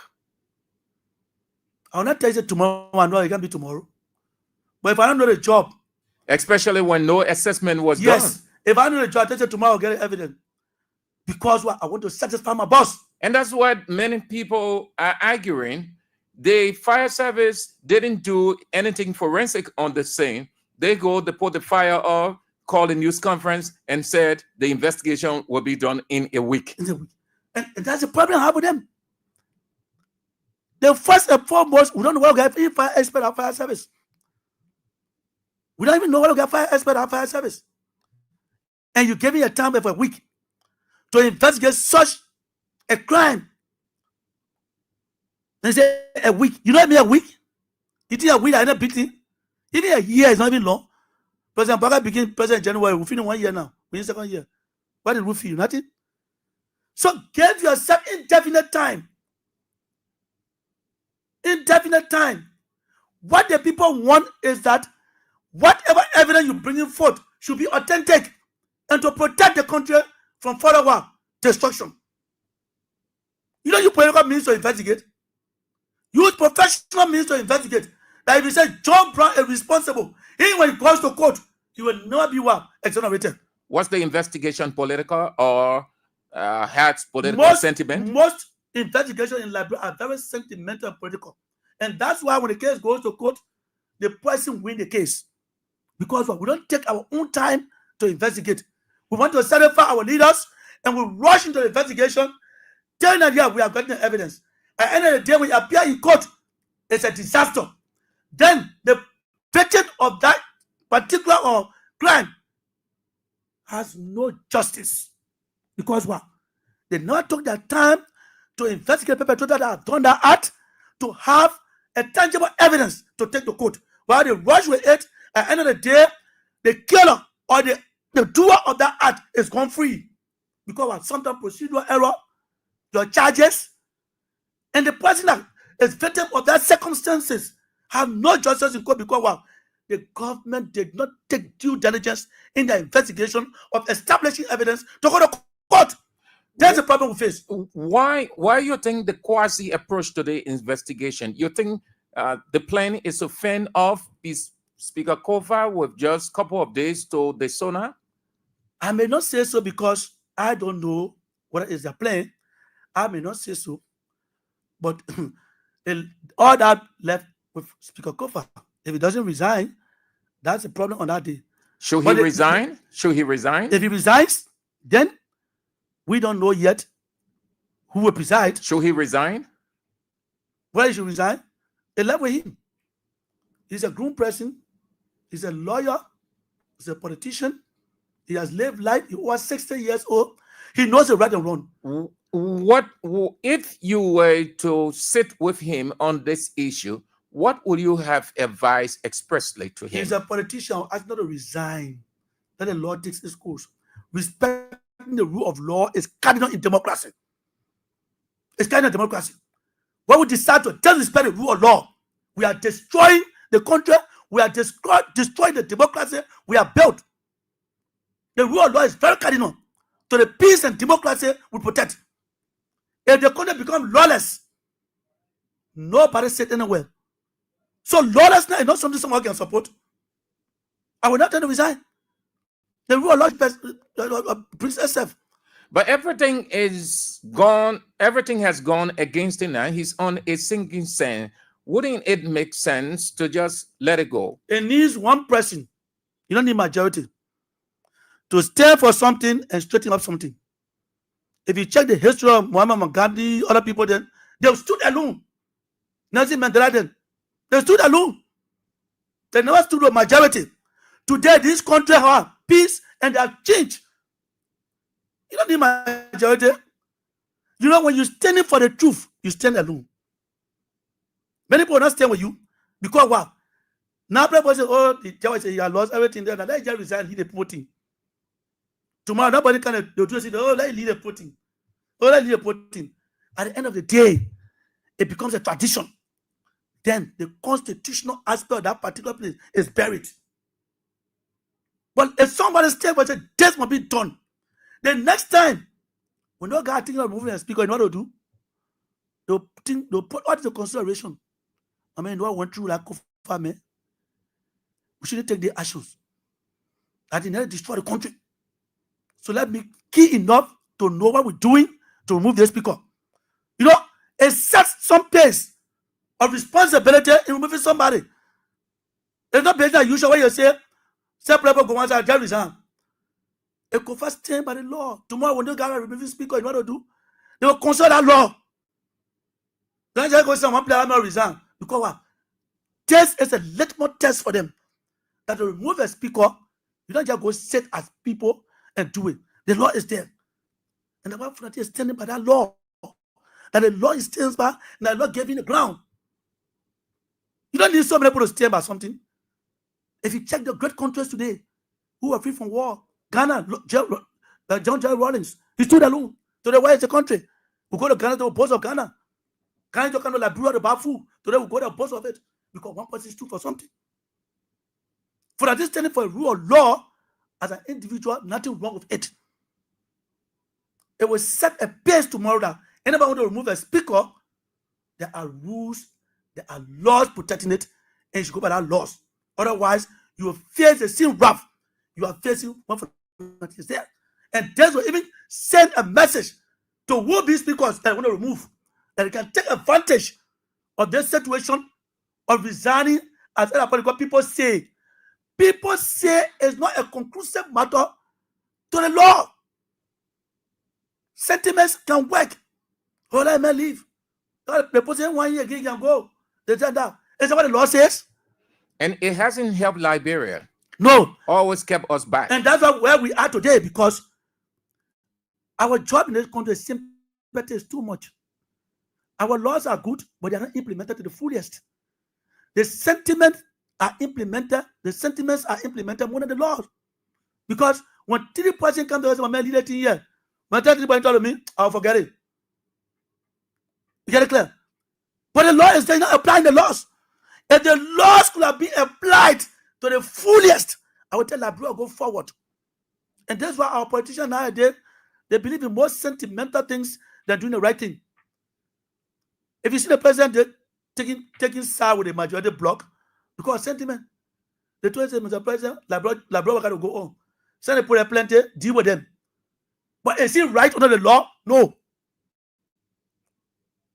He's not right under the law. But because of the sentiment that they put the plenty, for that cover and don't get plenty people. So for that reason, deal with the people. He has purposed the law to deal with sentiment to satisfy his people that are advising him. And which is wrong. As a president, you took oath to protect this country and to protect our constitution. Nothing should make you to go against the constitution. Nothing at all. Because you're the head, you are the leader. If you decide to go against the constitution, what do you expect the honorman to do? The leader takes responsibility. You live by examples. If you disobey our laws, what do you expect? What do you expect the honorable to do? To about any president say, we shouldn't obey the one, myself obey it. But if you are a president that go by the system and the rule of law, you see your people saying, man, be careful that president. The man, the law, not easy. But what? Look at the capital building today. If the president could have stood by the law, despite Speaker Kofa not having a majority, but when it is in line with the law, and the president respect the law and go in line with the law, we should not be where we are today. The majority bloc class in the need as a man, they do we are wrong. They better go do the right thing. But the president dealing with the majority because of sentiment, that because they are plenty, go and deal with them. Whatever we read. Everything we're doing that. Which is signature. The number or having a unit party speaker against a CDC speaker. Nothing wrong with that. In the legislature, they vote on numbers. If you try to CDC get 25 lawmakers, everybody have 11. So, but that is from different parties and independents. Yeah, you said that the president is siding with the majority because they got the number. But what we've seen from day one, he had not been comfortable with Fonati Kofa, and many will argue that he had always wanted Fonati Kofa out. So, no, I disagree with what his colleagues brought out, I disagree with you. The president has been comfortable with Fonati Kofa, Speaker Kofa. He has been comfortable with him because I have not seen anywhere Speaker Kofa ever challenge the president. Even when I ask the president, tell you, I've been comfortable with Fonati. The issue here is that initially, I just want to impute this. Initially, you placed the blame on the president for what unfolded and still unfolding at the legislature, given that he is the president of Liberia. Whatever is happening now is being attributed to him. So if he had been comfortable with Fonati Kofa, he would have inserted himself in the situation to make sure that it doesn't escalate its results. And this is where he and his advisors err. That's why I told you to mind the sentiment.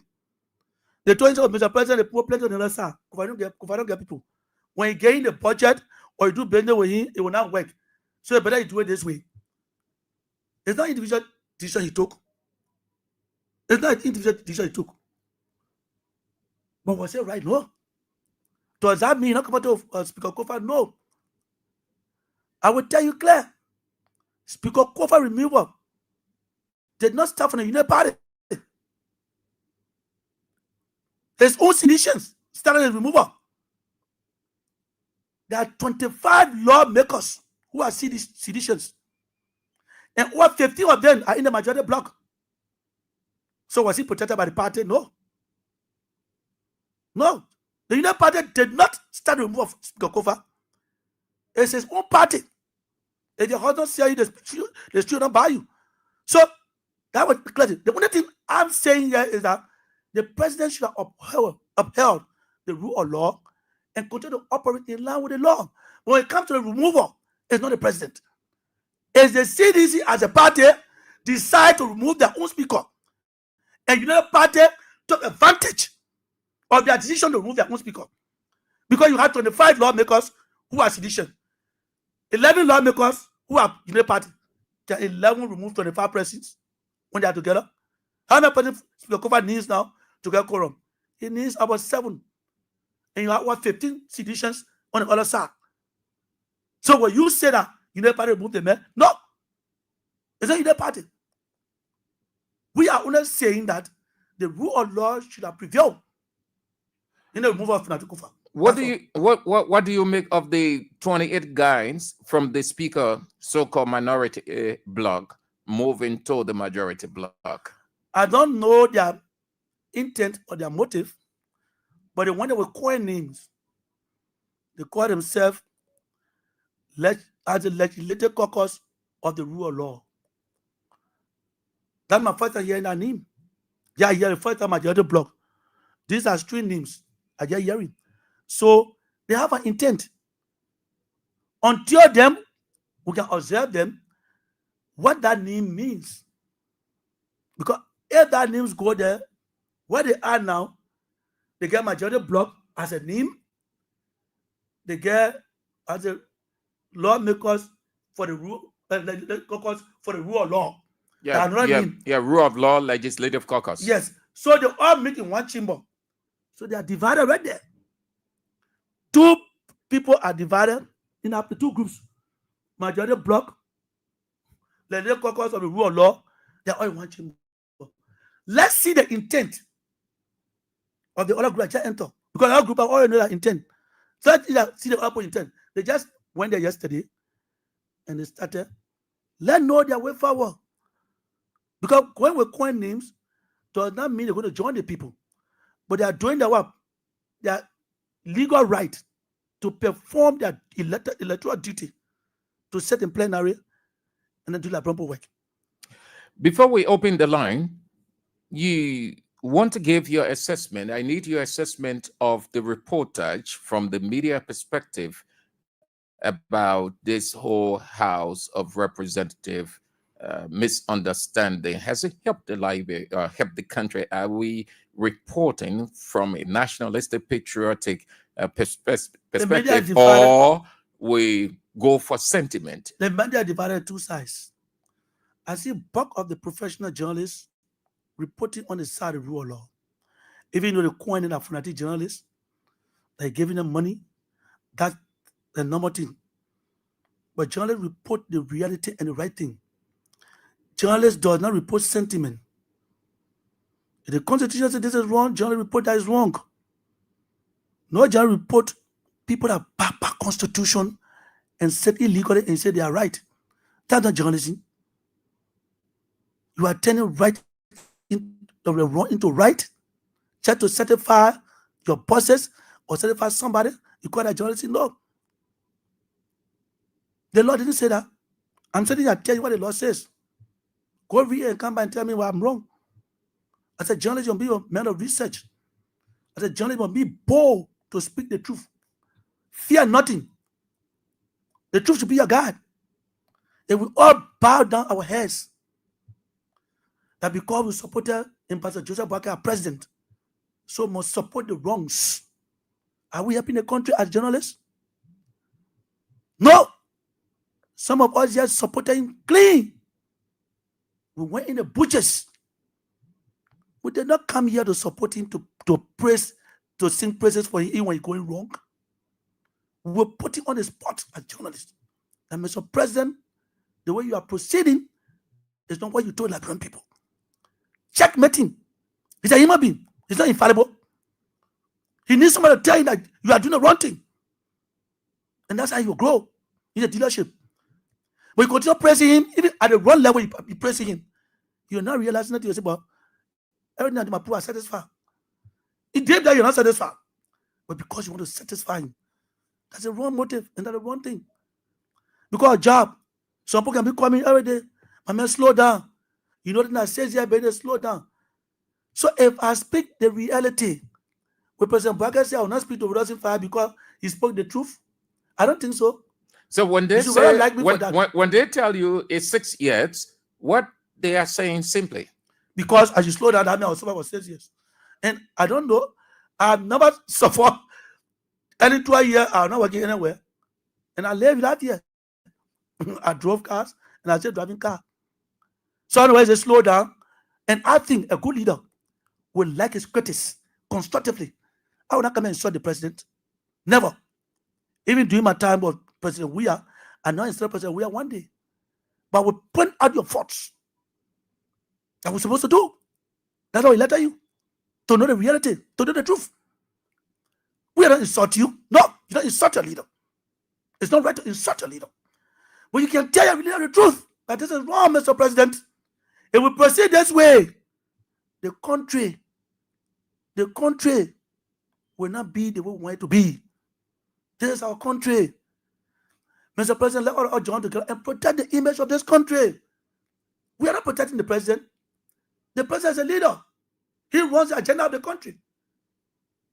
But then we are his followers. We put him there. I'm going to tell Mr. President, what you are doing is not in line what we agree on. When he does good, we say, Mr. President, thank you. You have done extremely well. Continue what you're doing. When he does wrong, Mr. President, you are wrong. Stop this immediately. You will not help us. That's how a mature and democratic responsible country behave. You don't keep on praising the president, even at the wrong level. You say the president is right. You keep it at that level, and the country is dying under you. And you are praising the president because every month you get 1 or 2 cents in your account, and you respect that account when the country is dying. Forget that you are giving birth to children who are to grow tomorrow, and you're destroying their future because your peanuts you are receiving a salary, and you forget about your children are growing. Because when their country is damaged, today, why are we suffering? See 1847, because nobody cares for the country. Nobody cares. It's our bad duty to stabilize this country for our children and our born children will come before after us. Child in Ghana, he stood as an individual. Today, Kanye can boast of a lot of things. He saw that thing going on during a champion time. He saw that thing going on were wrong. He stood as a man. He said, I will make sure I bring change in Ghana. He was tortured. He was beaten. Everything you know about that, Jawan went through it. Today, where's Ghana? Ghana can boast of so many things because he stood for something. So Liberia. What can you advise? What's your pieces of advice to the media as we open the line? The media is unfortunate. 90% of the media in the country are not independent. They are owned by politicians. And once they are owned by politicians, they run the agenda of the owner of the station. So that's a challenge in the media. 90% of the media, the radio stations, newspapers are run by politicians. So at the end of the day, the politician controls the policy of the station, the radio station, the broadcast, the programs of the radio station. When we have independent station those days, you saw how we fought Star Radio, Radio Veritas. Those days, you saw the media operating in Liberia. You saw it clear. The media stood for the people. But today, the politics has highly engulfed into the media. And then all politicians now have complete control of the media. They run the attitude of the day. Senator Dillon's apology, quote unquote apology, was it an apology, an honest apology, a political apology? Yes, I suppose apology. What makes an apology? In his apology, he said he condemned president using private jets from the past. He also condemns this one because he condemned for the past, and he was never supported his president using private jets. Fair enough. Why you condemn from the past should not be right today because somebody of you are using it. So I support his apology. He apologized. No, I don't think you need to apologize. I don't think that because why you condemn, you can't apologize. You condemn the past, you condemn now. You don't need apology. Because you apologize because you support it. And make a mistake. Is he apologizing because he supported Joseph Boakai president? Is that what he's saying? Because if you look at that apology clearly, he said he condemns president using private jet in the past, and he will not accept that president using private jet. So what are you apologizing? But now he's opting for the procuring or purchasing of a private jet for President Joseph Yeman Boakai. Have a listen. We see the need, and I'll say now, the use of private jet by the president of Liberia. The thing that can solve it, the private jet issue, is for us to procure a presidential jet. We see the need, and I'll say now, the use of private jet by the president of Liberia. The thing that can solve it, the private jet issue, is for us to procure. I agree 100%. If the government of Liberia procure a private jet, it's the country's property. It's not individual property. But The private jet, it wasn't necessary for him to have come out to use the word apology. No, for me, apology. I don't want to say, this is what we have decided. If apology comes, I don't know where you take it from. But he needs to apologize. He did nothing wrong to condemn private jet from the past and condemn private jet now. And his proposal is 100% right. That since we see the need for private jet, other countries have private jet, while Liberia shouldn't have it. What we are against is individual private jet using government funds to support individual private jet. No. If it is owned by government, it's a government party. President go, president come, our jet is there for our president. You know when you go, you get a private jet. For example, the private jet the president been using these few days, we don't know where it comes from. Because Liberia don't own one. Liberia don't own one. They will tell you Nigeria send it. We don't know the cause, no cause attached. We don't know. So it creates a room of doubt. But where Liberia buy their own private jets for our president, then we know that we have a private jet as a country, not as an individual. And I support that proposal by Senator Glad. Only apology, I don't know where it came from. Maybe apology for voting for Joseph Boakai, I don't know. Because he condemned in the past, he condemned now. So you don't need apology. You say stay on your principle. And you are proposing, saying there is a need now for the private jet. Can we, as a country, get one for our president? Which is a good proposal. You're listening to Real Talk on Kings 88.5 with me, Sam Andrews, on this 14th day of January. My guest is the head of the pro-democracy group Strategic Journalist Committee, Rhoda Singh Fayiah. It's your time now to have you say, ask him whatever the question you got on 0772 23 99 33 and 0886 30 4497 is the same as the WhatsApp line. The women's line 0777 980375. You don't want to hang on the line long. Hello. Hello. How you doing, Mr. Andrew? Yes, good. Thank you. This is Austin Weah from the Thank you for bringing the veteran on board today to at least enlighten our minds of how things are running in our country.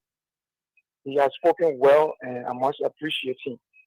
Let me say this to Mr. Fayiah. My Fayiah, you have spoken well. You stood your ground. And what all you said is what some of us have been saying. But the question to Mr. Bidon, apologies or whatsoever, when did he get to know that a jet is necessary for the presidency of a country? When? So you see, there's apologies. I mean, look, my brother, they don't knew the uses of private jet in our country. Okay, but Chief. what all he did at that time was just because it's Thank you. Hello.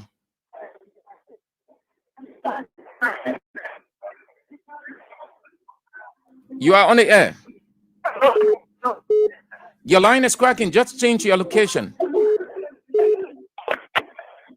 Hello. Yes. Hello. Yeah. I want to thank you for all of the people that want to take government do a confession on themselves.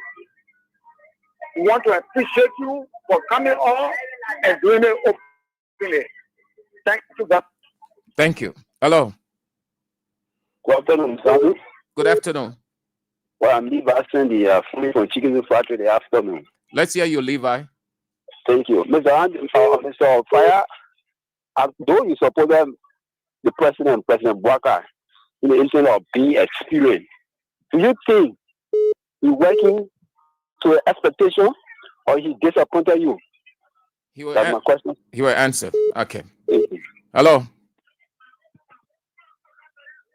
Hello. Yeah, hello. Your name and where you call from? Yeah, I'm Brother calling from Bros. Yeah, speak louder. Hello. Calling from Bros Street. Let's hear you, even though you can understand your name, how you calling it. Yep. Okay. Let me just say applaud your guest within the studio there. Actually, he struck a point of reality. That is what actually we expected from, or that what we expect from any responsible government that believes in the tenets of democracy. Let me just say something. Regarding to Tom issue, we are kindly this time to come around asking. You went off, sir.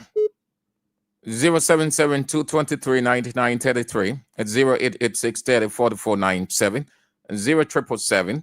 The women's line 0777-980-375. Hello.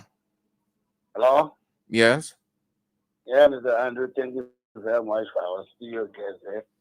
I really enjoy him propounding. But the problem there, I disagree with him on something, is that he did not understand Darius Dillon. Dillon did not agree, disagree on the presidential check yesterday and disagree today. He did agree yesterday, but he agreed today. He is saying yesterday he did not know the importance of the presidential or president having a check. But today, when they visited Nigeria, where they noticed Joseph Baga went on a certain constraint, now that it is important. So let him play that tape, let him understand it well. Oh, thank you. He will answer you. Hello. Hello. Good afternoon. Your name and where you call from? This is Emmanuel Kasi. I'm calling from District number 12, Masalado County. Let's hear you, Emmanuel. Firstly, I would like to say thank you to my studio guests. But what I want to say, our lawmakers in this country, they are better for lawmakers. They don't have the interest of the citizens. They don't have time for the citizens. They're only there to everything in the assembly. What they're doing about the removal of Speaker Kufa, they use that means through or in their life, because once they are in a place where president take or someone take 1 or 2 cents and give it to them, they can spend on that and forget about the masses and take the constitution and throw it away. So if I was Speaker Kufa, he will not resign. Let him remain there until they can remove him the right way. Thank you for calling. Have a nice day. Thank you. All right. 0772 239933 0886 304497 and the women's line 0777 980375. Few more calls and then we turn to the guest to respond. Hello. Good afternoon, Mr. Andrew, your studio guest. Good afternoon. Yeah, I sat by, I really listened, enjoy the name from the media. Everything he said is just right. If we don't speak about it, probably all may not be protest, but we Liberians have to keep speaking up. It even happened to my brother as before. He was arrested, no investigation. The PC went off, he came out the next day because they didn't want it to be exposed. They found him. So these are things that are happening to we, the common people that don't have nobody. You don't know somebody who is already in a public city for seeing after they was treated like that. Then we talk about we, the common people who don't have money to go off after our case. It's very serious. Most of the depots now, people take instructions from their comrades. When they carry you there, they lay your complaint there, they will not ask you, a common man. They will do what they want to do. So our lives are in danger. This is very serious. So we got to stand and let the way we are with you. Not everybody, they have the chance to go on the street, but we're listening to you every day, and we're going to have a lot of international community to come to our aid. We are dying secretly at night at the very depot. Listen to the other day, 300 deaths now. Majority of the stations, the police stations. So it's very serious. Thank you, there. God bless you and bless everybody for the strength, so that we'll make Liberia to be a better place, a safe place to live. Thank you. Thank you for calling too. Have a nice Tuesday. You're welcome. Hello. Hello. Yeah, how do you do, sir? Yeah, I'm good. Yeah, I'm fine. Yeah, I'm Joseph calling from Boston. Your name? Joseph calling from Boston. Joseph Colley. Let's hear you, Joseph. Yeah, well, the issue,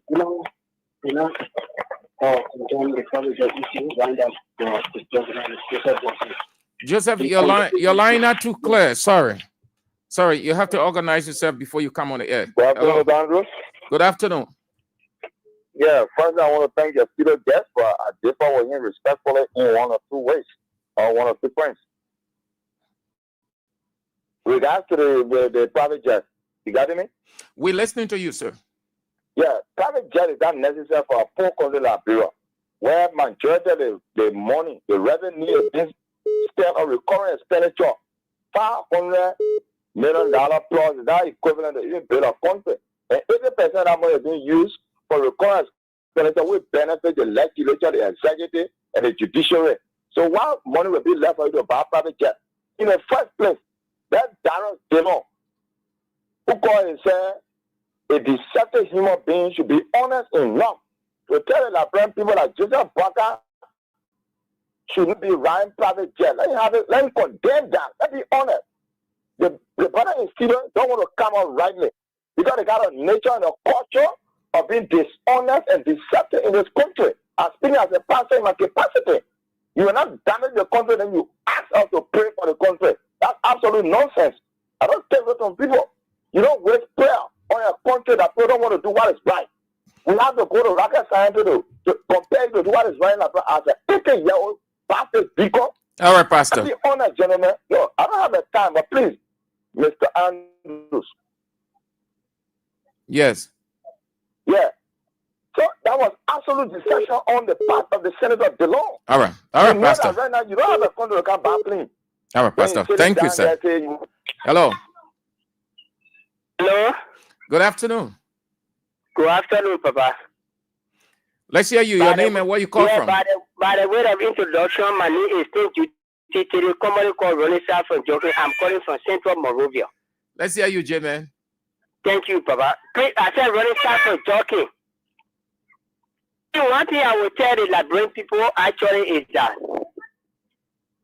what prompted me to our call this evening is I want to speak to His Excellent Dr. George Manuel Weah. I'm kind of asking, I want to speak right there as translated in English. No, just no, speak English. Speak English, my man. Yeah. Oh, my man, you're not ready, yo. Hello. Hello. Hello, good evening, Mr. Andrew. Yes, good afternoon. Yeah, you know that Papa calling city, Papa. Let's hear you, Keita. Yeah, what I have to say, I want to ask our people that in the house or the government, because children are tomorrow, the children will come work in the house. We are old. That's why we're suffering. Ain't no educating them for. So how are the people doing that in their country now? The country are in the color people. We move the color people from there. We got 13 person, we kill them. Put them on the poor, kill them. The country now holding the government. Competent to the librarian. So our children learning the way they're doing now. So the teaching our children now, this thing will continue until our children they don't do the same thing. Yeah, Success Keita. Okay. Thank you. They must how they laying the country down for the next children or next generation to come and find do their work. Thank you. Yeah, that's the same thing the guys were saying. You're on the same path. Thank you ever so much, all of you. You're spice it up. In the next 15 minutes is on to my guest, Rhoda Fire, to response, and then we are out of the show for today. Let me just say this: thank to all who participated on the show via mobile phones. Let me tell you something. We are not confessing. We did nothing wrong to elect President Boakai as the president of this country. And this is why I tell you, as good citizens and people who stand for the truth, are bold enough to tell our leader that we elected that he's doing the wrong thing, should change. That's the essence of humanity. And not because I elect President Boakai, I expect to be perfect. No. The ability for him to listen to we that elected him to change and do the right thing. That's what they call leadership. I would not regret of electing President Wakai. Sometimes in decision making, your surroundings can lead you to something that will not be good for the entire country. But you have the ability, the chance to change what has gone wrong to something concrete that the people that elected you will be happy tomorrow. And that's why in every society, a leader should be a listening person. Yes, as I told you, we did not elect President Wakai to sing praises for him. We elect President Wakai to make sure that the right things are done. Where we feel that it is not right, we use a public space like the media to inform him that, Mr. President, the way you are proceeding is not what we're supposed to do. Can we change a bit to what we plan to do? That's the president. We're not sing praises to him, and we are not regretting what we voted for him. We are happy to vote for him, and in my own mind, he will change. In my own mind, he will do the best for Liberian people. Once some of us are around to tell him that, Mr. President, this one is not right, he will know that people are out there who are checkmating him and to tell his mistakes. We will not mind any other thing to say because we supported him, so everything he's doing is right. We are not disappointed. When we not be disappointed of electing a leader, we will only be disappointed when the leader refuses to listen to us and continue to live in the wrongs. But once we have identified the wrongs and we asked him to do the right thing and he does it, we'll be happy. We cannot be disappointed in electing a leader. And I will tell you that I'm never disappointed in electing President Wakai. I remain a firm supporter of President Wakai, but with distinctions that where I see the wrongs, he will be informed. Where I see the right thing, I will get him a next time. I think that's what makes him a leader. I did not elect President Wakai to sing praises for him. No, I'm not in that business. I think that my conscience should serve me right. I'm playing with my conscience. I use my conscience to vote for President Wakai, campaign for him. I will use my conscience to make sure the truth is told.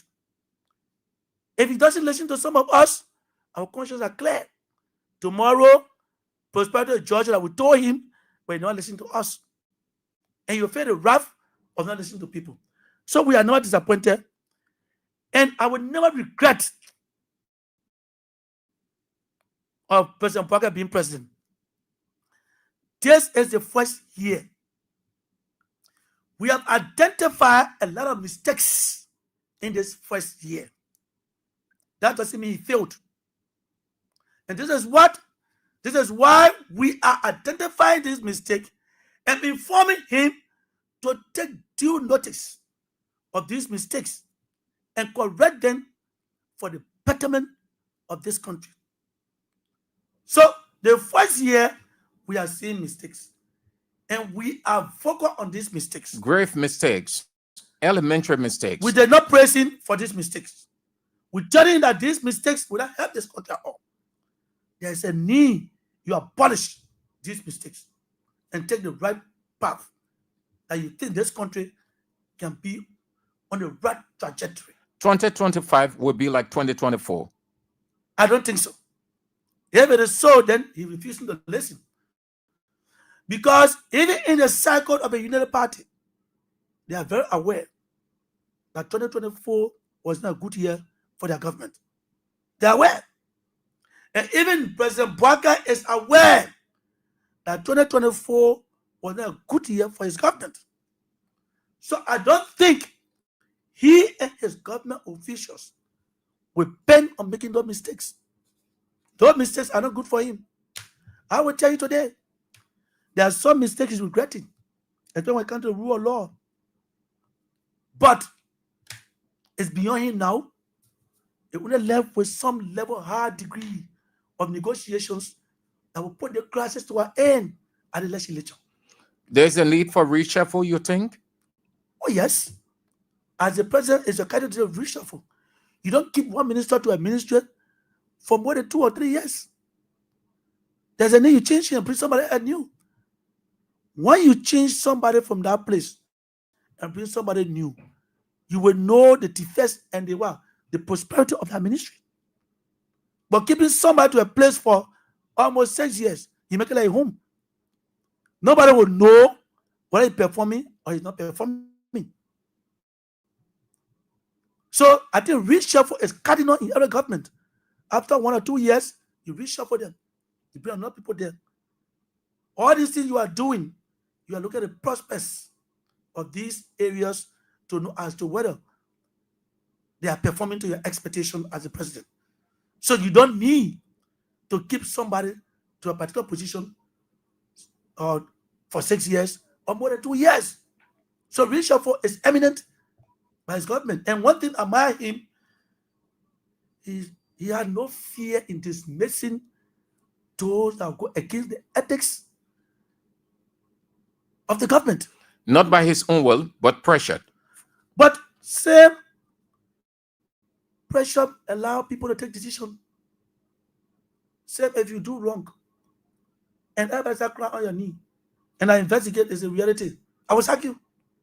You don't expect the president to know all. You don't expect the president to be everywhere.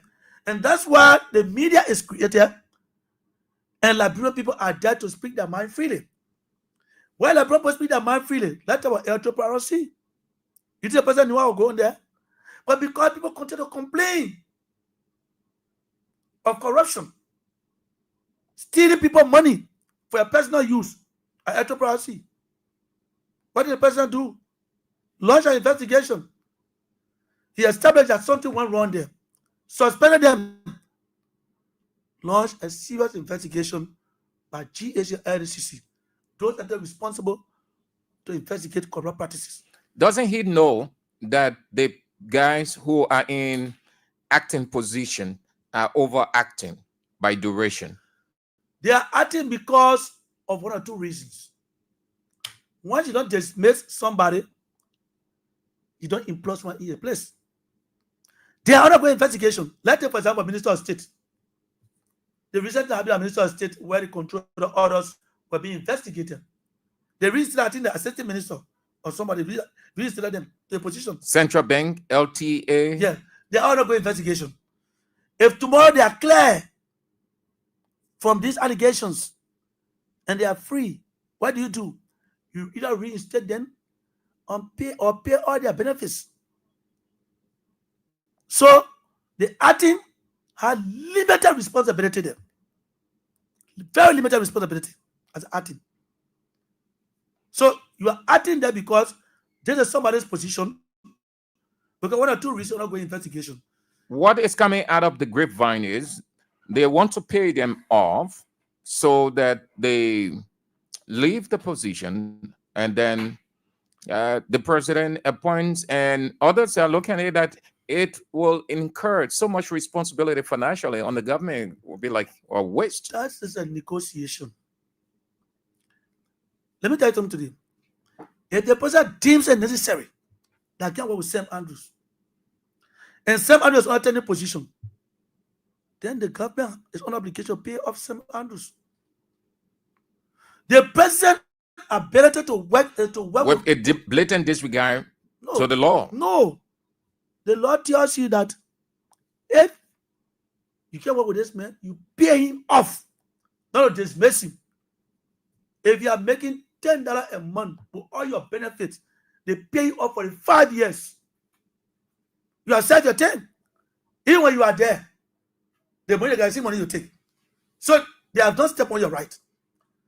And the president has to do that because he needs people that will implement agenda freely. that he will succeed.